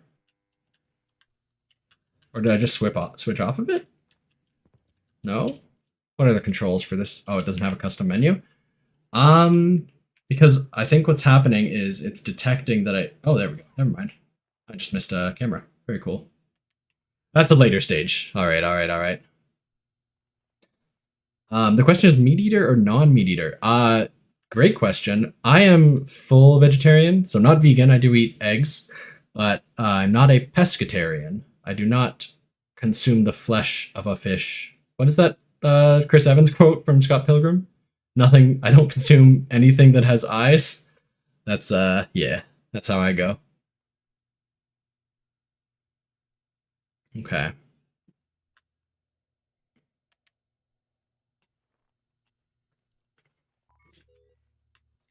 Okay, so that relates to the grid outside. I have to follow this pattern. Ba-ba-ba-ba-ba.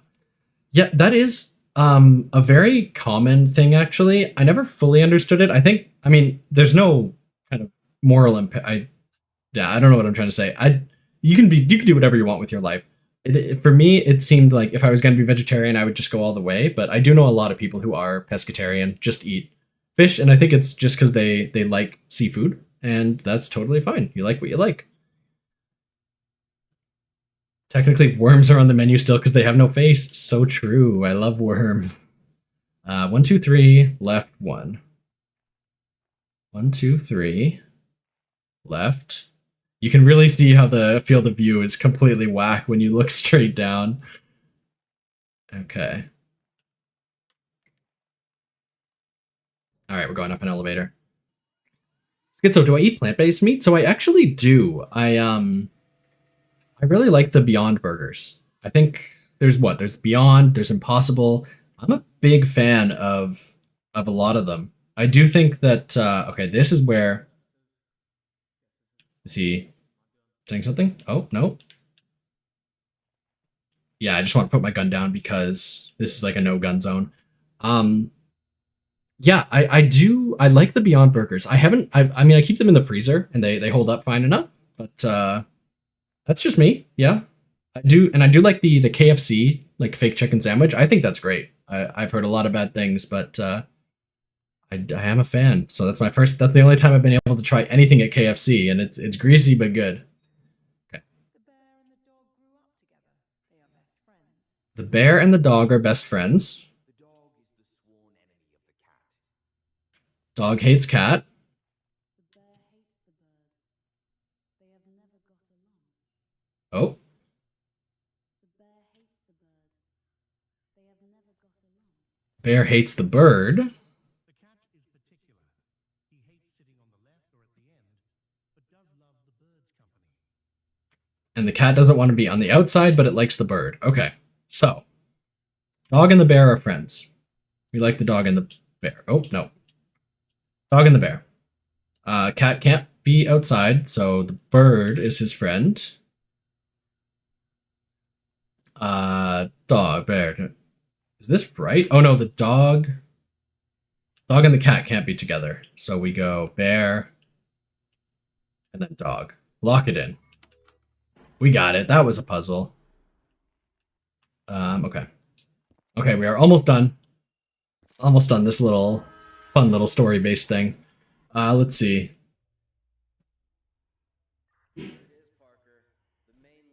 If you have BO2 downloaded, you can use Plutonium even if you don't own a copy. Interesting. Weird. Yeah, the Impossible Whopper. I can't compare it to like a burger because I've never had one, but I've heard that it tastes pretty similar to like an actual burger, which is, I mean, the goal. So good for them. Okay. And then, oh no, I got spotted. My bad. Told your younger brother that spaghettis were made using worms.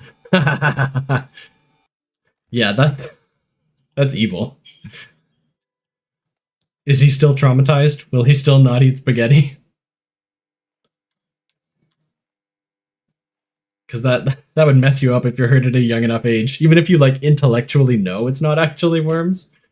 Just like thinking about that in your mind probably mess you up pretty badly. Which is the goal of an older sibling. That's what you're supposed to do.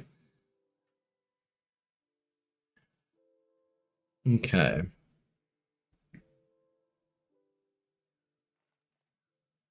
What do we do here? Oh, we find the secret computer in the control style maze.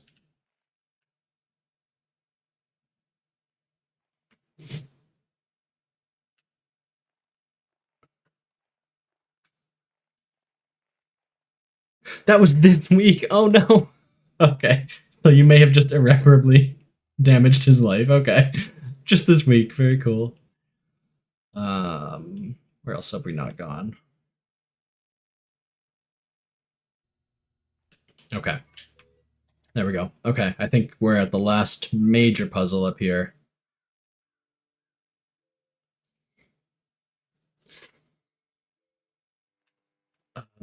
So right here is a code we need. On, off, on, off.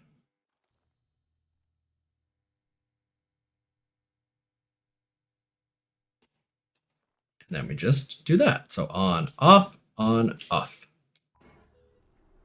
Now that I mean, this is kind of silly, but now that I know how it works, I am enjoying the second run through a lot more. I had some issues, I think just because I kept getting caught by cameras and it felt very punishing. But once you run through this a second time, it does feel, you can feel like it's fun. It's fun solving the little puzzles. Okay.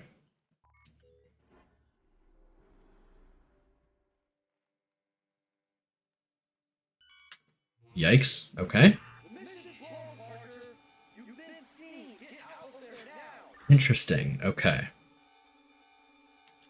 Can't do anything. There we go. But I might have actually, yeah, I did finish the puzzle there.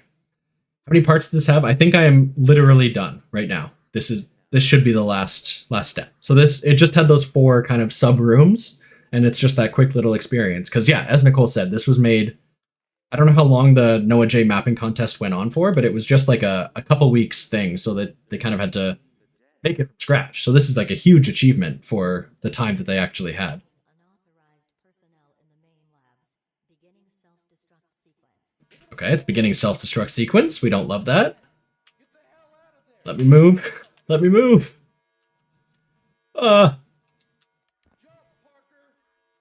He told me to jump. Nice. Okay. Perfect. So yeah, that was that. And I think we do have a little bonus actual zombies experience at the end, but it is very hard. It is really challenging, not just because I'm bad, but you have to survive for 5 minutes with, I believe, 0 perks. So it's gonna be tough. I'm gonna give it a good try, but I sincerely doubt we're gonna see like the true ending of the game, which is why I suggest you go download it yourself. 4th link in the description. This is actually secretly an ad for this map. No, I do recommend giving this a try.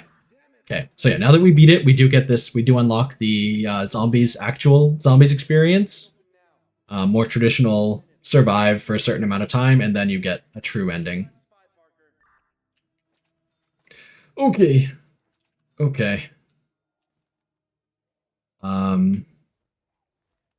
Let's see what's happening. It's also difficult because I can't turn my sensitivity up because I'll throw up all over my computer with the body cam style camera. Oh my god!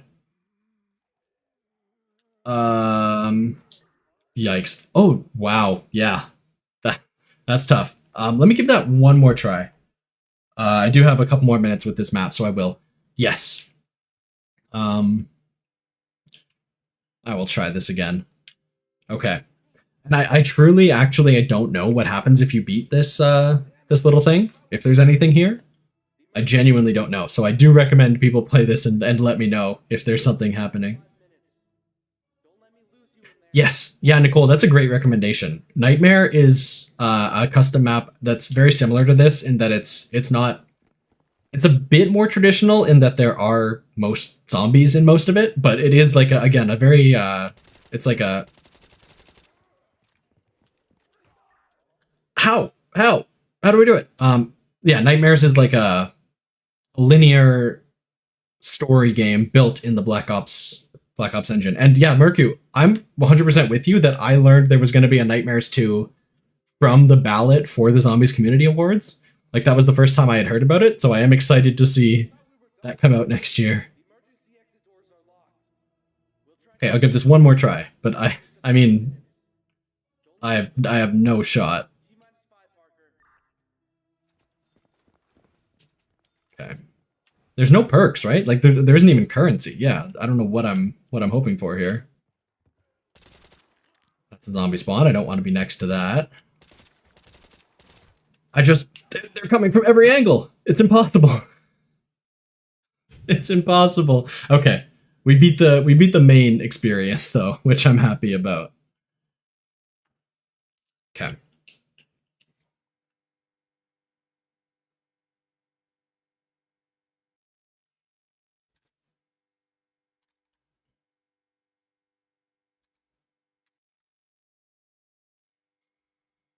Resident Evil cross Call of Duty. Yeah, I see that. I think my Black Ops 3 just crashed. Oh no, here we go. Yeah, you know what? I should play more Resident Evil. I'm in the war of 90s horror games. I was very much on the side of Silent Hill. So I never played the Resident Evil as much as I would like. I played the first and second. 2 Remake was really good. I didn't even play 3 Remake just recently, but I played the original 3. And then I didn't play 4 and onwards because I was defending the honor of Silent Hill 2, best game ever made. But yes, I should go back and play. And I think the new ones do seem super cool, like the Biohazard series, the 7 and on, 7, 8, and 9. I would like to give those a try. Okay. We are now on to, I believe, the last map in contention for best custom map of the Zombies Community Awards 2024. This is Encrypted by Logistical Reaper. And again, we can load in pretty quick. But this is... Logistical Reaper has done a ton of work to bring the Cold War systems into Black Ops 3 Custom Zombies, which is super cool. I do. I mean, I have my problems with Cold War overall, but it's a cool technical challenge to try and make it work. And I do think it plays a lot better than I was expecting going in. So I'm excited to give it a try. So we have things like armor, we have things like weapon rarity. Yes. Oh, you're actually friends with Reaper. Very cool. Yeah, no, I think this is super cool. I'm a big fan of this map. What is the what's the sequel called? What are we cooking up?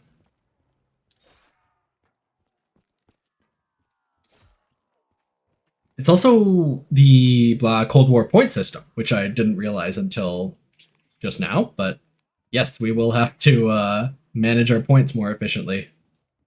TBD because we haven't figured it out yet. Nice. Love it. Okay. I'm just going to grab a better gun because zombies hit hard. Let me see. I wonder if I can try and unlock the field upgrade. That is the... I'm not going to be able to beat the main Easter egg, but I would like to see if I can get the field upgrade unlocked. Oh, so you do get... I thought you didn't get damage-based points, but you do? Okay. Maybe I was putting too much faith in the score feed. That's my bad.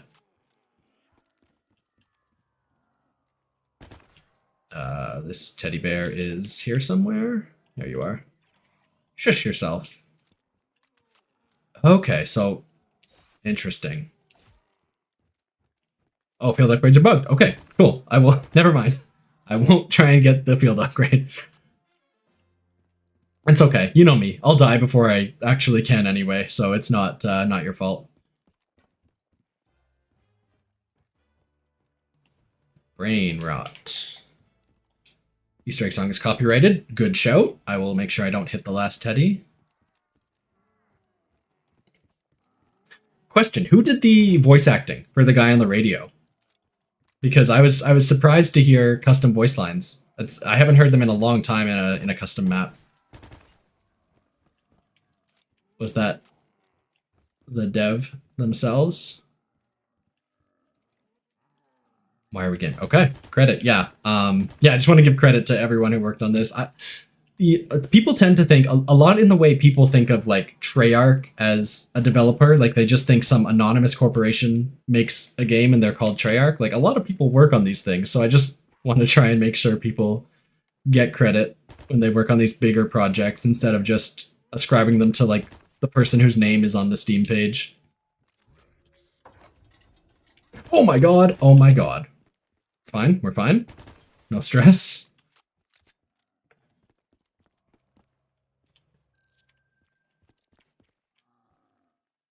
Okay, we have no salvage yet.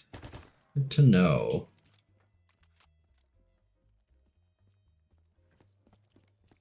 I do see that my field upgrade button is unbound. That might be a personal problem. I don't know if that's related to the bug or not.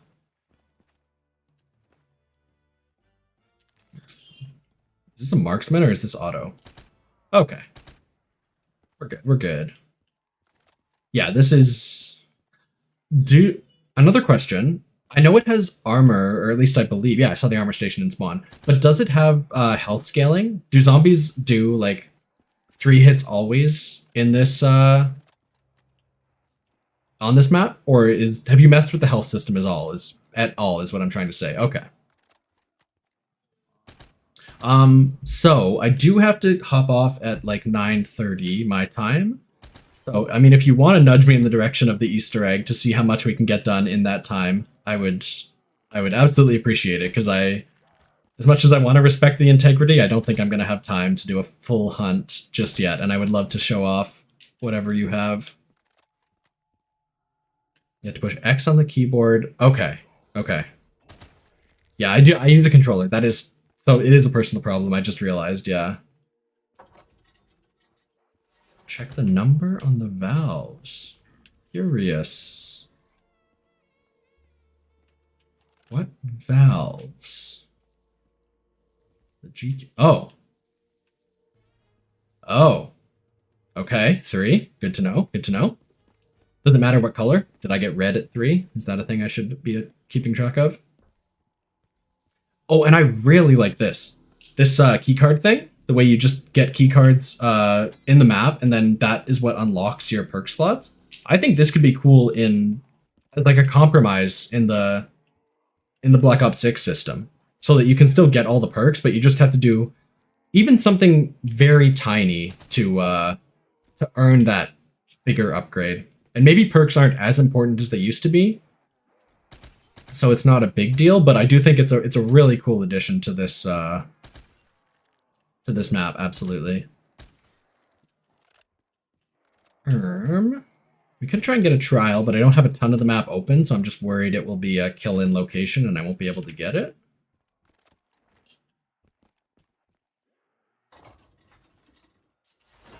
Okay. Yes, let me, oh. I want one of those. Let me show off the perk. Yeah, because that is a cool little thing. What's our... Here, okay. Well, I'd actually... Let me get Jug first, and then I'll show off the perk keypad. Because this is, yeah, another super cool feature. To kind of give a... You can cancel things you don't like. Oh, you can... Okay, interesting. That is cool. I do like that. Yeah, sorry, what I was going to say about the perks is that there's this keypad next to every perk spawn. Oh, I'm being talked to. Give me a second.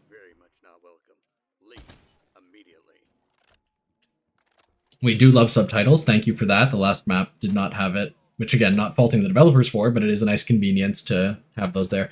Yeah, next to every perk spawn is those keypad numbers, and you can completely rearrange all the perks to your liking if you know which code corresponds to which perk, which is a really cool way to kind of let you build game knowledge. So the perk codes stay the same every game. So your first game, you're going to have no idea what you're doing, but if you take note of what happens when you type in a specific number, you can use that forever. You can always use that information. So it's a really cool way to make you feel like you're learning and getting better over time and get a tangible reward out of that, where you can choose what perk you can get pretty much whenever you want. So let me actually buy Juggernog first. And then I will just type in a random number and see what happens. If I type in 13, so the perk gets sucked away and we get, okay, so 13 is this, Miracle. You can change power-ups. I have not seen that custom perk yet. Ooh, very nice. Okay. So yeah, no, I just think that idea is really cool. I wonder if it's a bit overpowered where you can get any perk you want at a time. But I think there's absolutely room for that in the future. CWEZ. C W E. Where's Zed? Where's Zed? Is it WXY? Am I crazy? Have I lost my dang mind? Is there a Zed or not?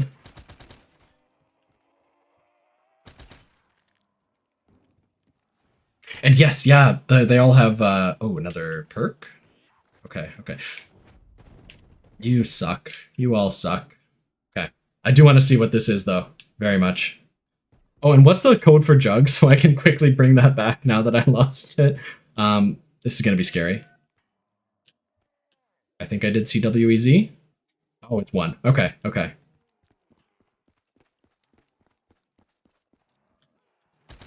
Oh, no, that was the perk. Sorry, sorry. Okay, got a couple different things on the go. Let me go get Quick Revive again, and Jug is 21. Gotcha. Yeah, I know I need to press enter. I just didn't want to trigger it until I got my perk back. What is the upgrade for Quick, actually? Faster movement speed after healing. Okay, cool, cool, cool. It's 1 for the terminal. Okay, so I will clear and then enter.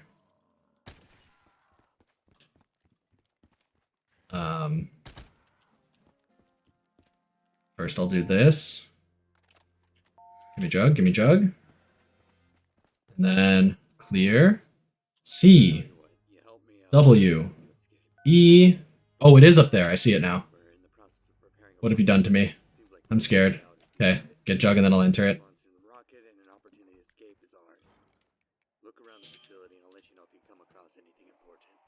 Oh! Did I get a rarity? No, I had that rarity already. What did I do? What have you done to me?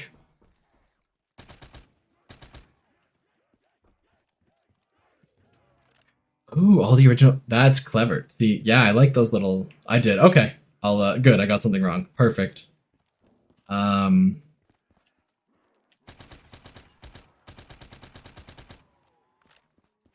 Boy, I know I haven't made any progress on the Easter egg. Who's this gentleman? I haven't gotten any of the extra code cylinders. I'm just goofing around here. Okay, actually, I should leave 2 alive so I don't get runners. And then I'll hit a trial next time as well. Okay. Let me check this again. Okay. So I want C, W. I did put an 8. Yep, you're right. E, Z. And then I need to enter it.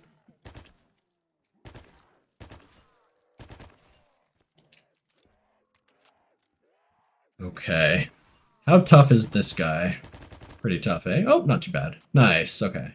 Like a level 1 astronaut from Moon. Okay.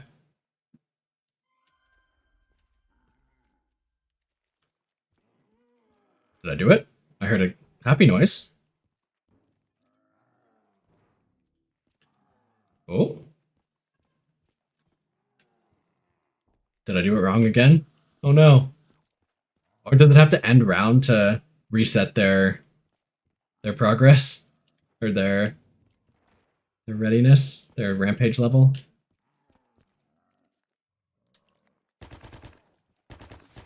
Okay. I'll give it a try. And then let's buy one of these. Let's buy one of these. Okay. Are these guys rampaged or not? I guess we'll find out.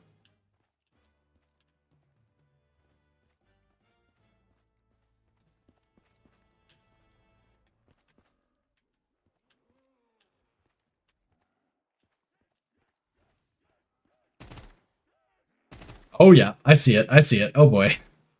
Okay, so they're yeah, they're sped up. I didn't realize this was a burst fire gun. I'm gonna have to spam a bit.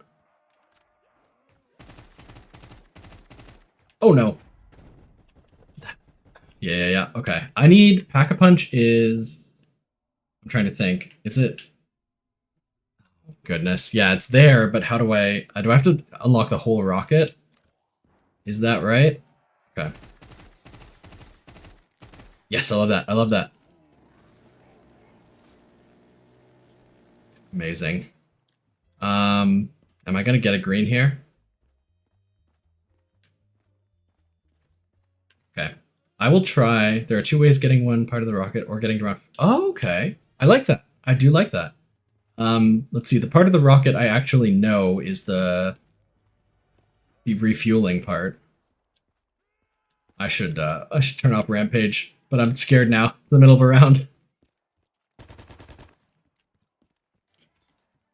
Okay.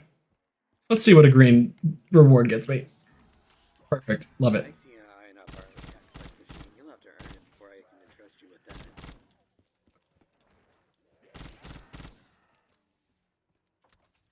Okay. Oh, I forgot about the those ones. Yep, we're good. Yeah, I that's a really cool moment that there's zombies waiting behind each door. I do like that too. You're approaching the fueling station. 1987 is a max ammo. Nice. Okay. Can I afford a blue? Oh, gonna have to make a cycle there. Height of 87. There's a, for some reason, I don't know why it is, but there's a massive overlap of Five Nights at Freddy's and Zombies creators. I really don't know what the phenomenon is, and I can't speak to it because I actually haven't played any FNAF games. It's just something I've noticed. It seems to be a running theme. I wonder if it's like the very obscure lore, like that kind of community driven engagement. I think there is something to that, that it feels like a very similar kind of community building exercise. Okay, let's see if I can get this in quick. C W E Z enter. Okay, so you're happy now, and then we do 1987. Enter. Did I get max? Whoa! Okay. Okay.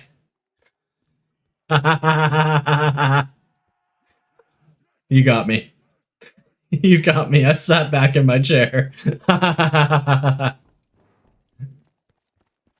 You didn't even have to say the God mode thing. I was just gonna do it for the max ammo, but you punished me for my hubris. Okay, but now I don't trust you. Why am I gonna put in another number after you did that? Oh, that's very funny.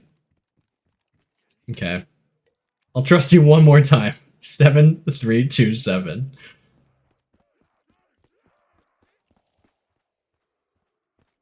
that was good.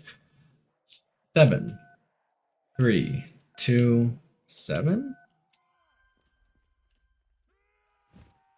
Oh, okay. We're friends again. All right, we're good. We're good. Let me immediately use this.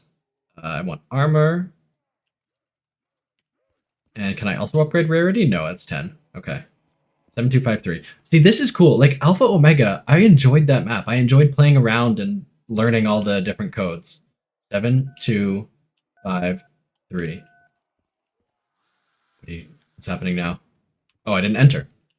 Idiot. Ooh, okay, where's a box? Do I have a box here? Is there one in power? Don't want to waste any time here. Power room, okay. Got it. Very cool. Oh, it's right there. Yeah, no, I was gonna say, this is a really cool little custom map. Like, a map can just be fun. Like, that's fine. Just let you play around with and try a bunch of different things. Like, I think this is a really cool little idea for a map, and I'm excited to see what you guys do next, because, like, even if Cold War systems aren't your thing, like, the philosophy of this map is very cool. Just like the idea of giving you a bunch of... Ooh, I'll take that too. It's like we were talking about earlier, like the way you just have a bunch of different things to play around with, and yeah, no, I think it's great.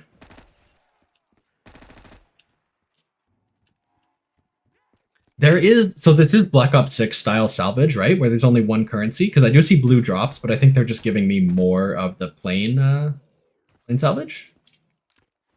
Also have a funny code, crying. Okay, I'll try that. Let me see if I can get one rocket part done.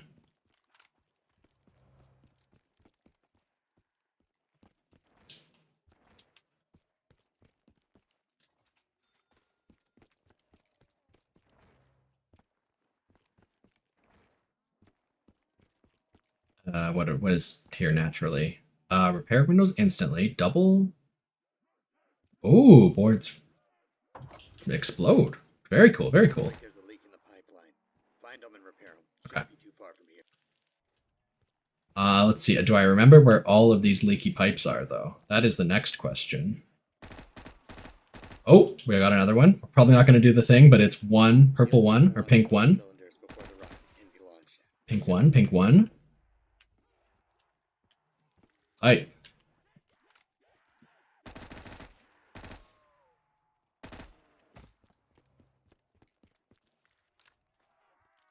Four, 7. Okay.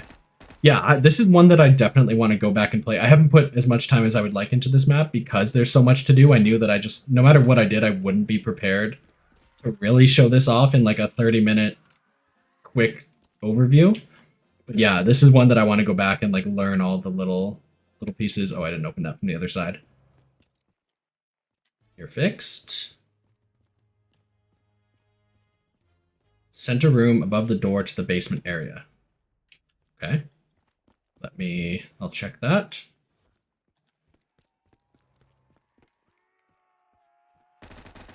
I did flip the round. I should remember that. Got that one. Are there any... How high do they go? Is it just in that one room, or do we have more outside of there? Okay, so there are more underground. Gotcha, gotcha.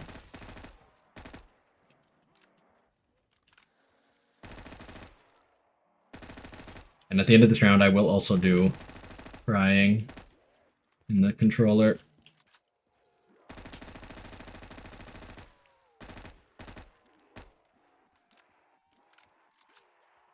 Yes, yeah, I did. I was a little confused for a second, but then I started seeing like I started listening, yeah, to the sound effects, and I absolutely do think it's a tricky little puzzle just to find for the first time, but it's nowhere near unfair. Okay. All right, I'm listening very carefully.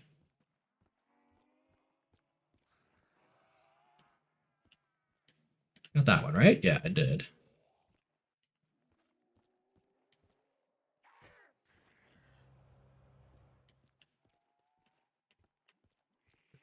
Got that one.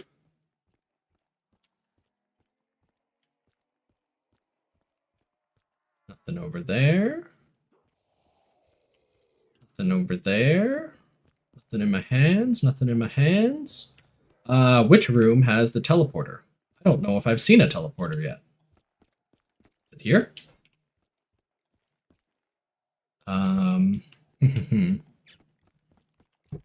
What are we at? We got time still. Got a little bit longer. One by the wall by you just passed? Oh, okay. Oh, yes, you're right. Yeah, through the middle. Yeah. Mercury, you said the same thing. I'm sorry for not listening. Yes. So there's one there and one there. You got about half. Yes, and there's the voice line. Perfect. Okay.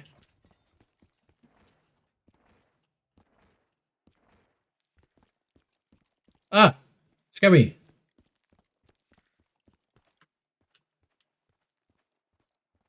Are there any here? Yeah, there is this sneaky one. Very sneaky.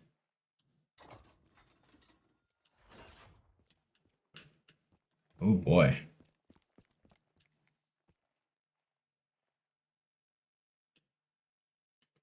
Let me just mess that puzzle up for myself later. And then I can open that door back to the main, I hope. Yeah.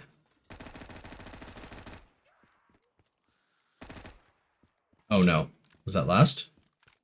No, it wasn't. Okay.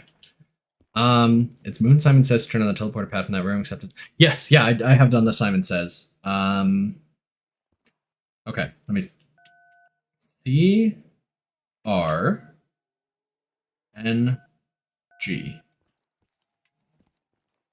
Enter. Okay, what are we looking at now? Is this another jump scare? Oh, no. Oh, yes, I did. So I did read a Steam guide. I assume it's your Steam guide that said had some comments at least of people doing the Easter egg on with round 4 zombies. Yes.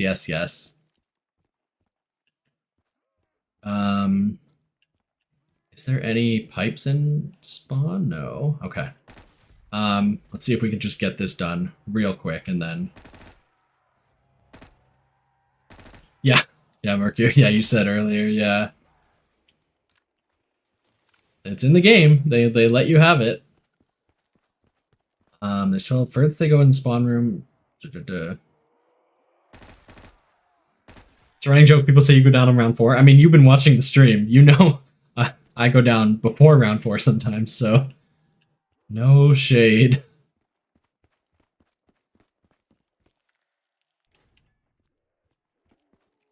Let me think. Is there anything in here? Nope. Can't go that way.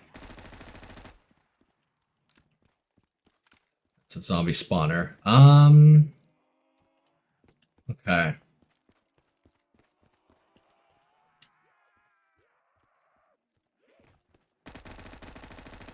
Bit more health, but that's fine.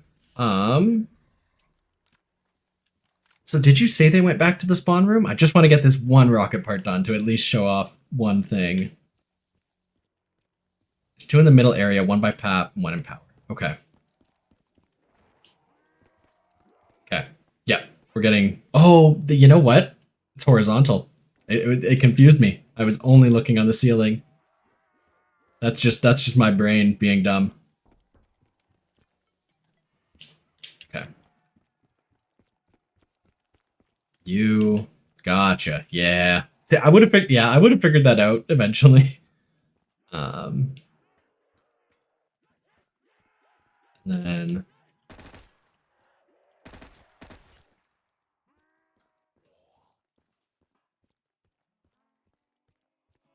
there aren't any in power. It was a lie. It was a filthy lie. But there is one. There is one more. Weapons manufacturing, maybe? Every single time I forget there's gonna be 5 zombies. I'm just so conditioned to walk straight through a door. Isn't this the Gallo? I think I got... Oh, nope. No, I got that one. Go to the door. This one? This one? I got this one. This is dark, right? Just on top of it? The other door. The one going below. Is there one like just outside? Oh. Oh, yep. You got it. All of them. The rocket should be fueled up shortly. Nice. Very nice. Okay.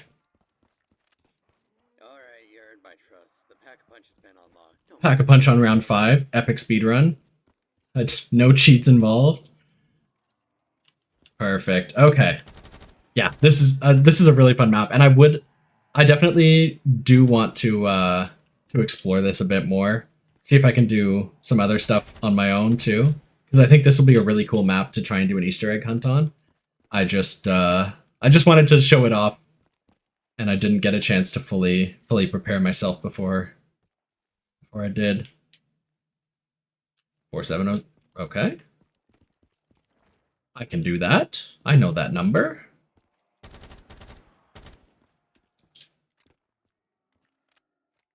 Or, what was it? 4708? Or was it 4078? Do you need to go back to that terminal after inputting 4708? Okay. What the heck? What? Gobblegums?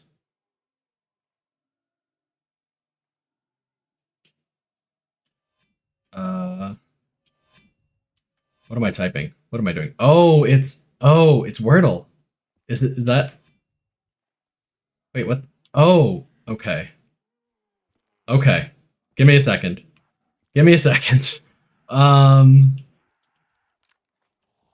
So does that mean the 2 red, 2 green?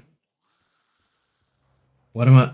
Because it's not. Yeah, it says mastermind. Like I get it. Yeah, it's very cool. Very cool. So that's the key I needed. Which one? Like, because it wasn't all horizontal, so I just wasn't sure which one was which one. Okay.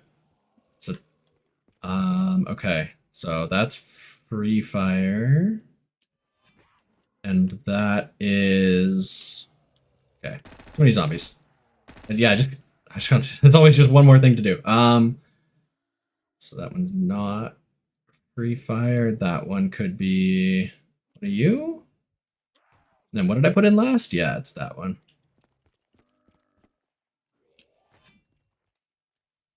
Oh, that wasn't even what I do.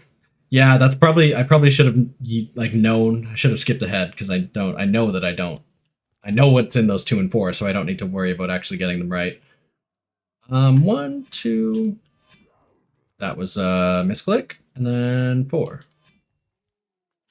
Oh, that was horrible. Absolutely horrible.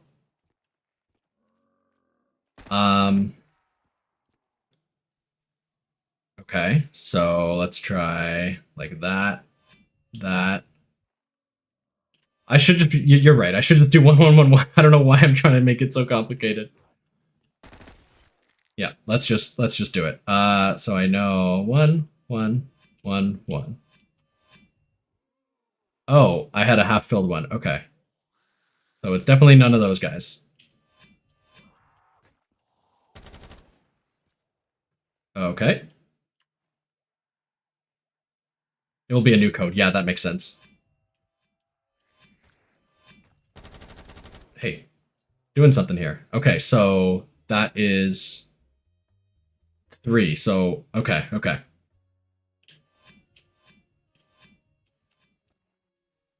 None of those guys. This is none of those guys. I feel like Northern Lion just playing word games or shape games on stream. Okay. Ooh. Okay. So 1 and 2. Wait. Yeah, 1 and 2 are correct. 1, 2, and then 3 is that. Okay, we're making progress, people. Oh, Ron. Ron! Don't know if I've seen you talk before, but yes, welcome back. And yes, absolutely. I think if I opened up my YouTube algorithm right now, it's literally just NL videos, and then the rest are librarian videos. Like, that's all there is in my entire YouTube algorithm. Yes, that is the god of content. Okay. So I just did green, so we're looking at this one now. Okay, that's everything. All right, so 4, 4, 1, 5. Did I get it? Is it mine? What do I do now? What have I done? Is it at the main terminal? Wasn't there something floating in here, or was I just seeing these effects wrong? Oh, it's in my inventory. Ah, okay. Okay, I'm gonna call it there. I'm glad I struggled through that puzzle. But yes, this is a very cool map. Is there a Civil Protector fuse in this map? Or oh no, the code cylinder. Yeah, okay, so that last one would have been blue 2. Okay. Yeah, I should call it there because I would just do these puzzles all day, but I do want to get to the boat. So yes. Yeah, no, this is a cool map. This is definitely one I'll be going back to. I wanna do this Easter egg because I can tell that there's a lot of cool stuff going on. And it's something that I feel like I might actually be able to solve, maybe. Yes. Ron, you're a big fan of bald people, eh? With Squeaks and Northern Lion. But yes, I have seen Squeaks. Squeaks is great. I'm just putting on Mario speedruns. Like, I would never actually just watch that content, but the banter is great to just have as basically an audiobook. ADR, hello. Okay, we are gonna move on to the vote. Yeah, so this was all, as I mentioned at the start, this is all in service of, I just wanted to play the top maps of, actually let me bring you over here so I can bring you where I want you eventually. Okay, let me quit out of BO3 to stop heating up my room with my PC going in overdrive. Yes, so those 5 maps that I played were the 5 maps that were nominated for Best Map of the Year in the Zombies Community Awards. Again, that link to the form is in the description. If you expand that out, I think it's the first link as well as all the maps. And I highly recommend that you go to that form and place your vote. A lot of cool categories, a lot of cool people nominated. Thank you so much to Nicole for setting all this up. Let me bring you over. Okay, so here's my ballot. This is my official ballot. This is my account. Yeah, I just wanted to run through this on stream to try and encourage you all to vote because, if nothing else, there's a question that might include me. So I would like to, for the 14 people that are here, I would love to give you the chance to vote for me if you feel that I deserve it. And it is stiff competition, as I said, but you know what? Who cares? I think I'm gonna vote for myself because I am proud of what I did this year and last. So I am excited to be nominated. This legally counts as voter manipulation. You are corrupt. I'm gonna drain the swamp and throw you in jail. Never speak ill of me again. I can do what I want. this is all legal because I want it to be. Okay. Yes. Okay, so first up we have the creator awards. Twitter account of the year. For me, very cool stuff here, a lot of good stuff. I think that with Black Ops 6 being a year where people were very hyped, I think a lot of people were looking for news, looking for leaks and legitimate announcements. And so for me, I think I'm going to go with Margwa Network. I think a very close follow-up for me is Today in COD Zombies history because I love the nostalgia hits. But I think my lock vote, I think I'm going to go with Margwa Network for being a reliable source of zombies-focused news. Biggest gooner. Do I just insta-lock? No.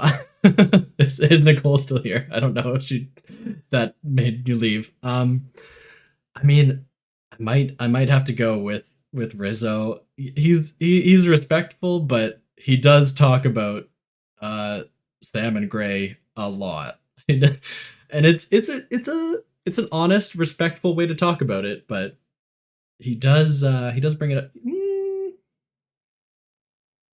You know what? Give me a second.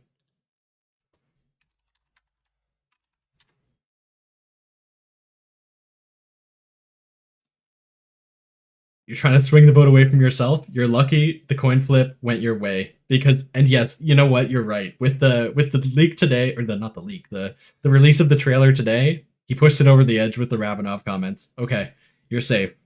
I'm gonna go with Rizzo. Best up and coming. This is a really cool category. I think all of these people.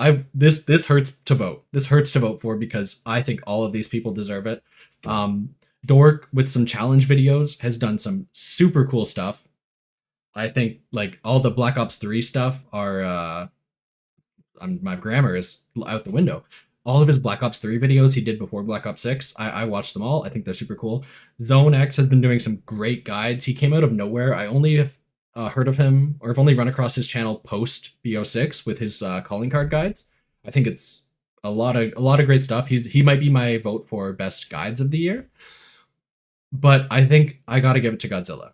This is someone who I've been following since Black Ops 4 days. I've been subscribed for a very long time to Godzilla, and I'm glad that he got nominated here because he is someone I really respect. I've never actually interacted with him, but I think he's a very opinionated guy, and I'll watch any video he makes talking about just how he feels. He just did a Black Ops 6 kind of first impressions thing very recently, and yeah, I think he deserves this vote.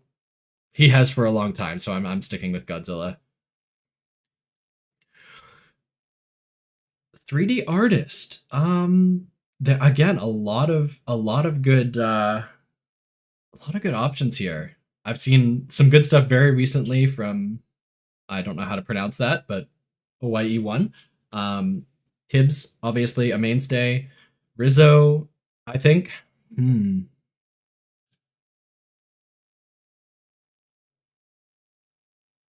He deserves it just for his Jimmy Blundell. Yeah, yes. I 100% agree. Yeah, no. Godzilla, if you have not watched Godzilla, this one, Donuts, I feel like everyone knew. But if you haven't seen Godzilla, I think there's a slightly larger chance because he's a bit more of an underrated channel. So if anyone here has not watched Godzilla content, absolutely go check that out. And Ron, glad your power's back. Yes, I'm glad you're here. Please tell me if my votes are bad. If they are, let me know what you think. Yes, back to 3D artist. All good options. I think I have to give it to Rizzo, which is a boring pick because he's obviously the legacy pick. He's the one who's been doing it the longest. But I think that with him backing out of the zombies community as well, I think it's the time to give it to him, and his work is always high quality, so I'm happy to give it to Rizzo here.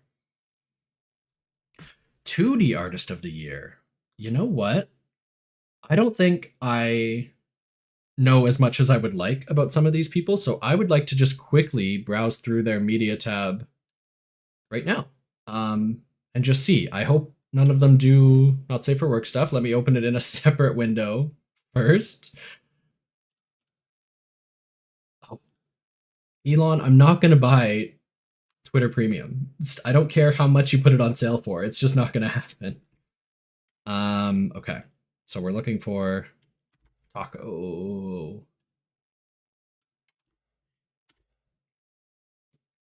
Okay.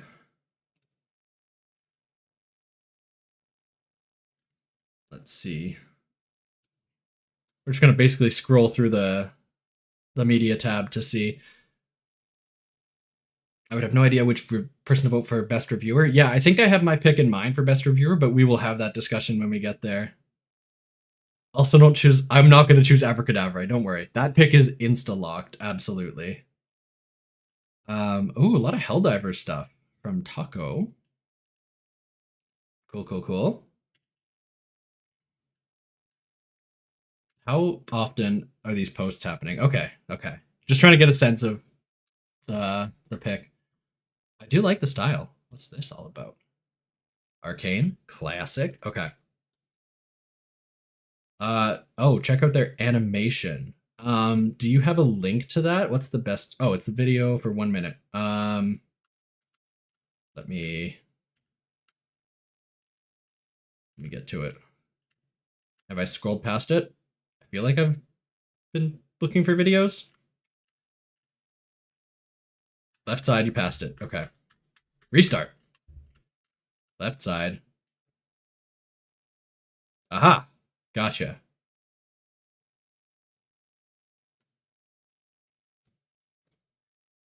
I hope they're okay with the you can't get copyright struck. I'm showcasing their art. I hope they don't sue me.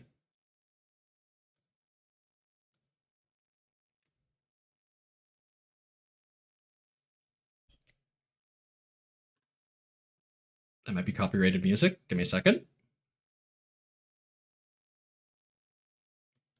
Oh no, I didn't mean to do that. My bad. This is cute. I really like this art style.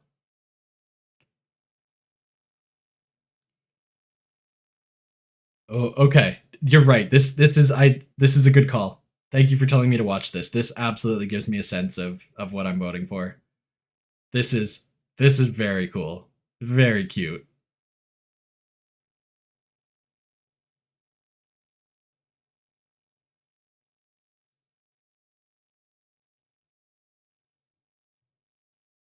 Very nice. I feel awkward. I know that there's no music. There is music in the background, but I think it's a copyrighted song, so I'm scared to let it play.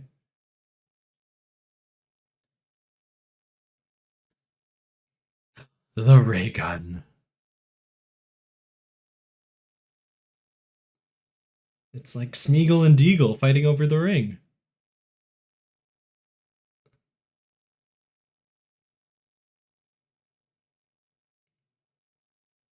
Aw, man.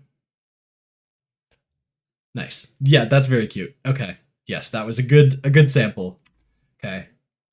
Any recommendations for Retconner? Or should I just scroll down the tab as well?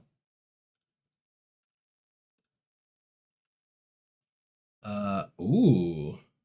Okay, okay. All right. Happy birthday to them.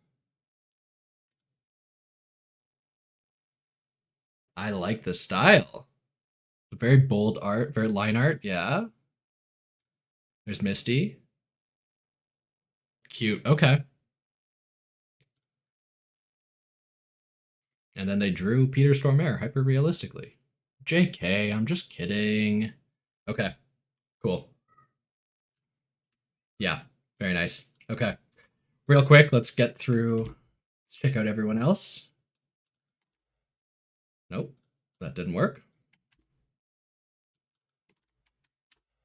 I should, I've kind of, I don't spend a ton of time on Twitter anymore, but I would like to populate my feed with some art. So if I start spending more time here, I should start following some of these guys and gals because it's so miserable. Like Twitter just sucks. Is this? Okay, that's Peck. Very cute. Pixel art. Okay. Pixel art Victus. Very nice. A good variety of styles too, eh?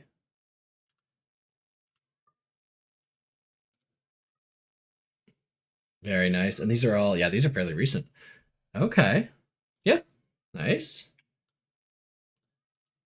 Dr. Richtofen. And a lot of Nintendo Mii's here. This is not... My feed is almost all art. Okay. Yeah. Yeah, I want to populate my algorithm with something that's not just the worst political takes of all time, so I should start interacting with art accounts more.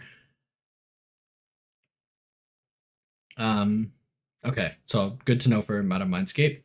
And then, yes, yeah, Ron, please send me some recommendations. It doesn't have to be zombies, just anything creative. I would just like to see something positive in this world. Another, like, very bold style. I like it.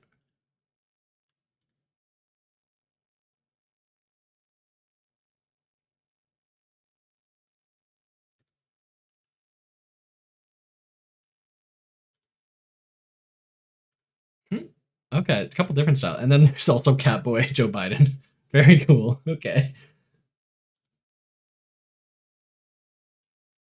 Okay, you have a recommendation for Madame Mindscape.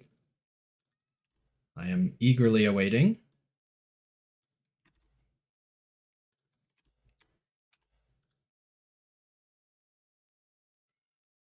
Oh, I see a Metal Gear Solid GIF, so this might be an insta-lock. No, just kidding, but... Oh, Automod is... Oh. That is annoying. Can you... Huh. I genuinely think I have, like, no Automod settings on, but I think YouTube just forces you to, like, block some things, which is super annoying. Madam Mindscape, hello! Welcome to the stream. It's you. We are looking at your media tab right now. I'm just voting to see who the best artist in the zombie space is. Okay. Yes. Let me check my DMs. Make sure I don't not streaming them right now. You're seeing the form, right? Yep, you're seeing the form. Okay. Okay. Ooh. Ooh. I like it. I do like this a lot. Okay. Very cool.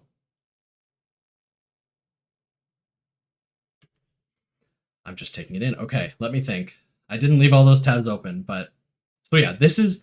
I'm uninformed about this. I think if I'm being completely honest with myself, I wish I could not vote here. I understand why it's all required votes, but I think I'm not knowledgeable about this field enough. I think for me, what I saw just now, which is not a fair sampling of all these artists, and I'm going to follow them all and get a better sampling of them. I think for me, it's either Taco or Madame Mindscape with the quick scan I did of the media tab and that recommendation. And the animation from Taco, I think... Let me flip a coin. This is, yeah, I'm not knowledgeable enough to make this a fair vote, and I hope that the right person wins at the end of the day, people who know more about this field than me. But let me flip a coin here. Okay. That's who I did. But all respect to all these artists. Yeah, I agree that all these people deserve to win, and I think that this is a very competitive field. I think, yeah, I'm happy with any of these people winning. Very talented artists in the community. Greatest gimmick account. I think for me, I mean, it's not going to be COD Zombies Farts. I think that is a lock. I think for me, it's going to be Shreeb. And this is biased because I am friends with Shreeb, or I guess I'm not the closest of friends, but I have played games a couple times with him. On my second channel, I have a video of us going through all of the Last Gen Shadows Easter egg. But I think that on Twitter, he's just himself. But in the, like for his, if you're counting his YouTubes as a gimmick, his YouTube videos as a gimmick overall, I think that the president's videos are absolutely a big hit in the zombies community, and you can't deny their impact. So yeah, I'm gonna give it to Shreeb here. Oh, at least they make you laugh. The funniest creator. Okay. Hmm. Let me think. They all have valid arguments for them. I think I'm in the same camp. Yeah, you and as Nicole here, where I think the president's videos aren't really my thing. They don't resonate with me as much. So I think in terms of what makes me laugh personally, oh, it's between Stanley and Psycho for me. These are, I think it's between one of these two. Makes you laugh. Yeah. FPS Psycho is like more of a chill, just like commentary. Like he's not a full on comedian. I think for me, it's gonna be Stanley. I think Stanley's going for the jokes, making the hits, and he does make me laugh. So yeah, him opening gun. Yeah. Let me think. Did I don't think I watched that live, but yeah, no. I think Stanley's had some great stream moments. Brad Skills. The Die Rise. So yeah, the Die Rise remake. I think I made a when I did my stream like 6 months ago. I said it was going to be out at some point this year. I had wrong information. That was info that I heard that was from someone that was not actually the developers. So they never promised it would be out this year. They're still working on it. If you hop in their Discord, they'll tell you what their plan is, which is basically not to announce anything for a while until they're absolutely ready. So yeah, it's going to be sometime next year for Die Rise, but I'm eagerly awaiting it. I'm not going to rush them if they think they need more time to polish it up. And I think they've kind of tightened their scope. They were going to do more, but they've said they're going to cut down how many things they want to do just to make sure they get exactly what they want out there. So yeah, I think they're taking the time they need to get the right thing done. So yeah, it's not done yet, but it might still be open access if you join one of their Patreons. I'm not 100% sure. I haven't played it in a while. I'm just waiting for the final product at this point. Okay. Here's where it gets dicey. Is this voter manipulation? What I'll say is I think all of these people are fantastic at what they do. Every single one deserves to be up here. I think if you're running in a election, you vote for yourself. You got to believe that you're the right person. So I'm gonna vote for me. You can vote how your heart takes you, but I mean, do you think Kamala voted for herself or someone else? I think she voted for herself because she thinks she did the work and she deserves it. I think as much as I respect all these people, I'm gonna vote for myself here. That's all I'll say. Okay, best guides. This is another one that I think is an interesting conversation. Oh, and you know what? I should do a call to action. Yes, the link is in the description for this form. You can all make your voices heard.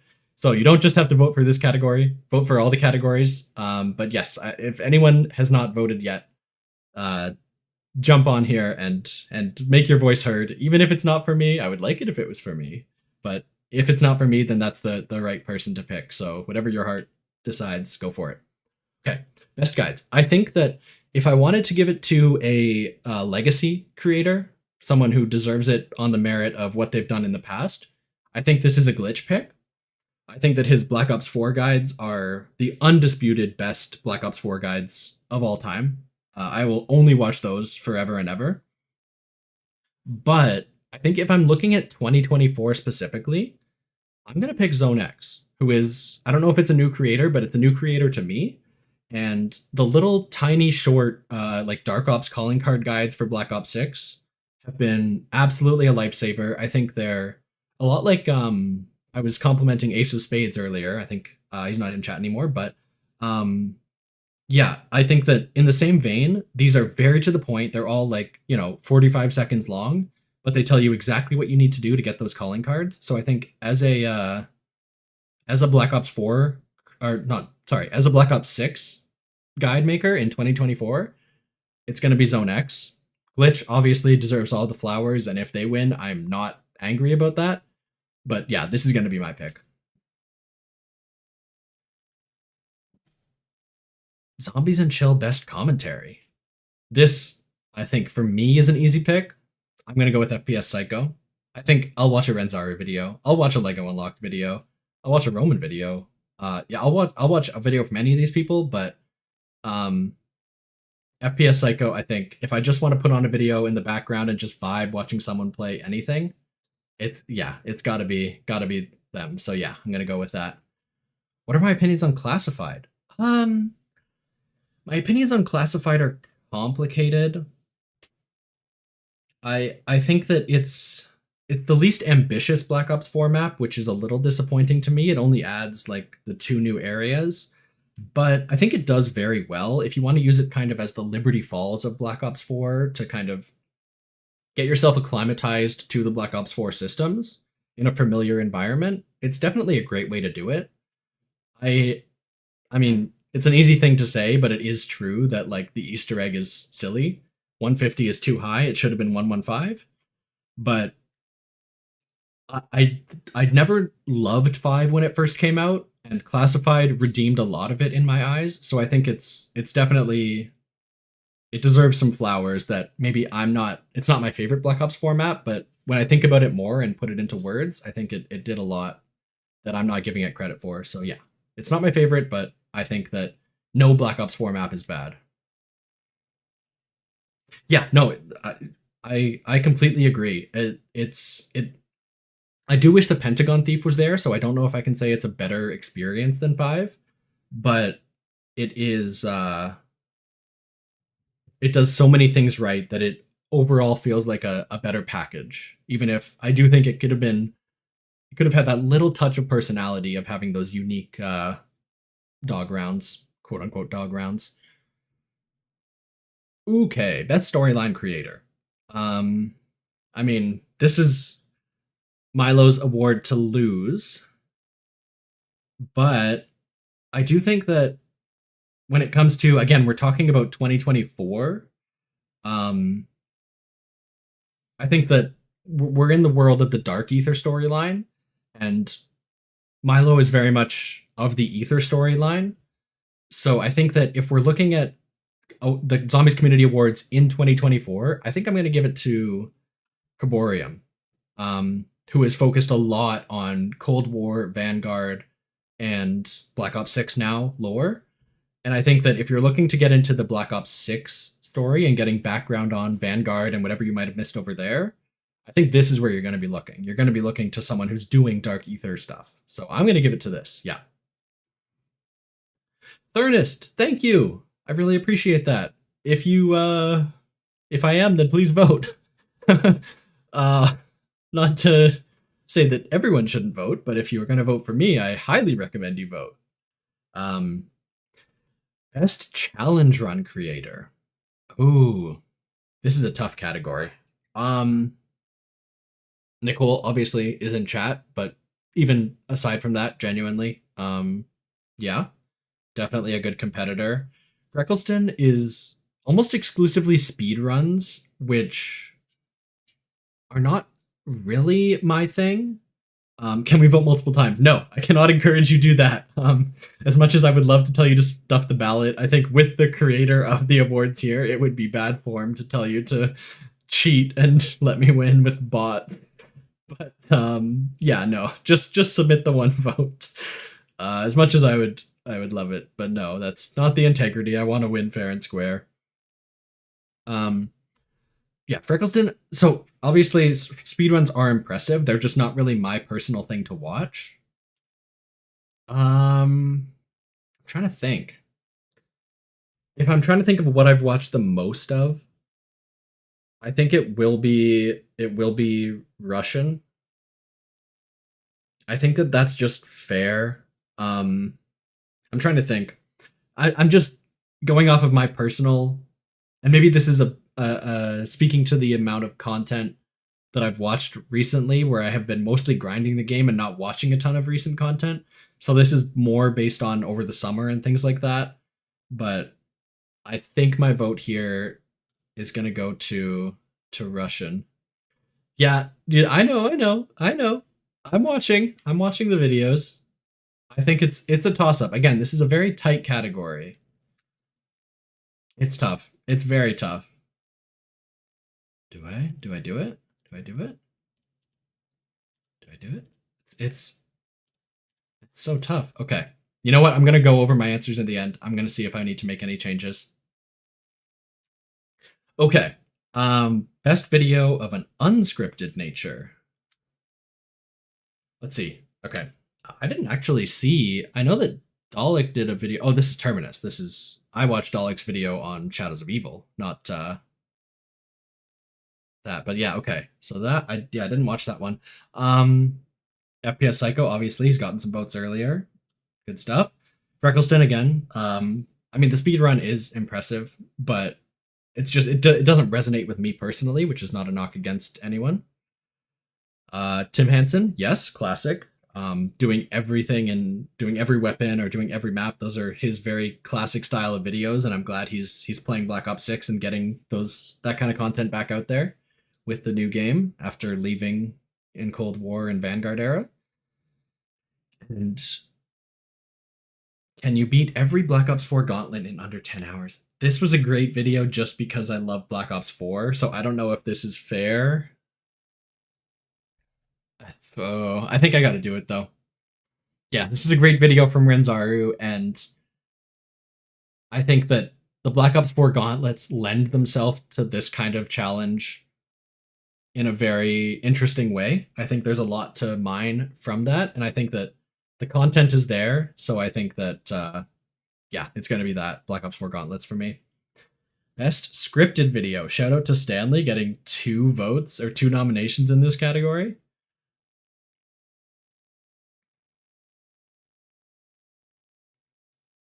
Yeah, FPS Psycho was nominated a lot. He deserves to win something for sure. I think I voted for him at least once, maybe twice already. But yes, yeah. And he's kind of blown up last year and this year, so I'm very proud that he's gotten some love here. Okay. Best scripted video. Let me think. I think for me, what it looks like to abandon your audience. The Modern Warfare Zombies review was good. If it's going to be a Stanley video, though, it's going to be the Infinite Warfare re-review. How many times has he reviewed Infinite Warfare? A couple times. But yeah, if it's going to be Stanley, it's going to be that one. And yes, Mercu, that's exactly why. It felt like it wasn't just a video of the game, but it was very introspective and like seeing how a person's opinion can evolve. Afterlife makes, if I was going to copy a content creator's style, I think that Afterlife is the closest to my style that I would like to emulate. Ron, talk to you later. Thanks for dropping by. We're almost done here, but thanks for stopping by for as long as you could. I really appreciate that. We're almost done here, everyone. Sorry about keeping you just past 9:30. Yes. Yeah. No, Afterlife it's a style I really emulate. I wish I could have the level of polish that his videos do. The background music always feels fitting. It never feels overwhelming. Like, I think they're very well edited. So that's good. Modern Warfare 3, I would like to give it to the last Zombies review that Rizzo will ever do for this series. I just feel like maybe it's because it's not a complete video, like it's not the complete Modern Warfare Zombies content package, so it feels like an incomplete review. So I do think that we have to give Rizzo his flowers now that he's leaving the community and he's kind of putting it behind him for fair enough reasons. But I think as a complete package, I think it's going to be the Stanley review. Yeah, okay. Streamer of the year. Streamer. So, yeah, I don't watch a ton of streams. When I do watch a stream, it's got to be Stanley. It's going to be Stanley. I think all these people have been doing it for a long time. Pizza streams are fun. He gets the audience involved. Absolutely. He's a high energy streamer. Noah J, long mainstay of the community, been streaming for 10 years. Lego has been doing some cool stuff with his Unlocked series, obviously. I mean, he was huge in Modern Warfare Zombies when there was less competition and he was just doing all the camo grinds and everything. But I think as a complete just guy to put on and watch the videos from, I think it's or the streams from. Obviously, I'm looking specifically at streams. It's Stanley. I think it's Stanley. Okay. Last one. Overall, creator of the year. I don't know. What do you guys think? I have my answer here. I know what I'm gonna pick. I have an insta lock. I think that one person here deserves it more than anyone else by not necessarily a wide margin. Like everyone's putting out good stuff, but I think that one person really stands out to me. Okay. Yeah, I think I'm gonna lock it. I again, all these people are doing great stuff, but for me, it's Donuts. I think that he has absolutely blown up in the Modern Warfare Zombies year. He's been making content for a long time, but he really got his big break with his new style. He figured out what he wants to do, and now that he's in the Black Ops 6, he call him in his XL era. That's what I'm saying right now, which I love. The video on Gobblegums went trending on gaming for a reason. I think that the work he puts into his videos comes out the other side. So yeah, it's Donuts for me. Didn't even realize Donuts was there and I made the ballot. Yeah, there's a lot of big names here. Maybe one day. Maybe one day, guys. No, I'm happy. I'm happy with what I was nominated for. I think I'm in this niche category and I'm happy with that. I don't want to compete with the big guys. These guys kill themselves for their work, so I'm proud of all of them. Okay. Steam Workshop Awards. Most anticipated custom map. See, this is interesting. Nicole, I need your opinion. This is coming out in 4 days. This is about to be here. So this is not a 2025 map.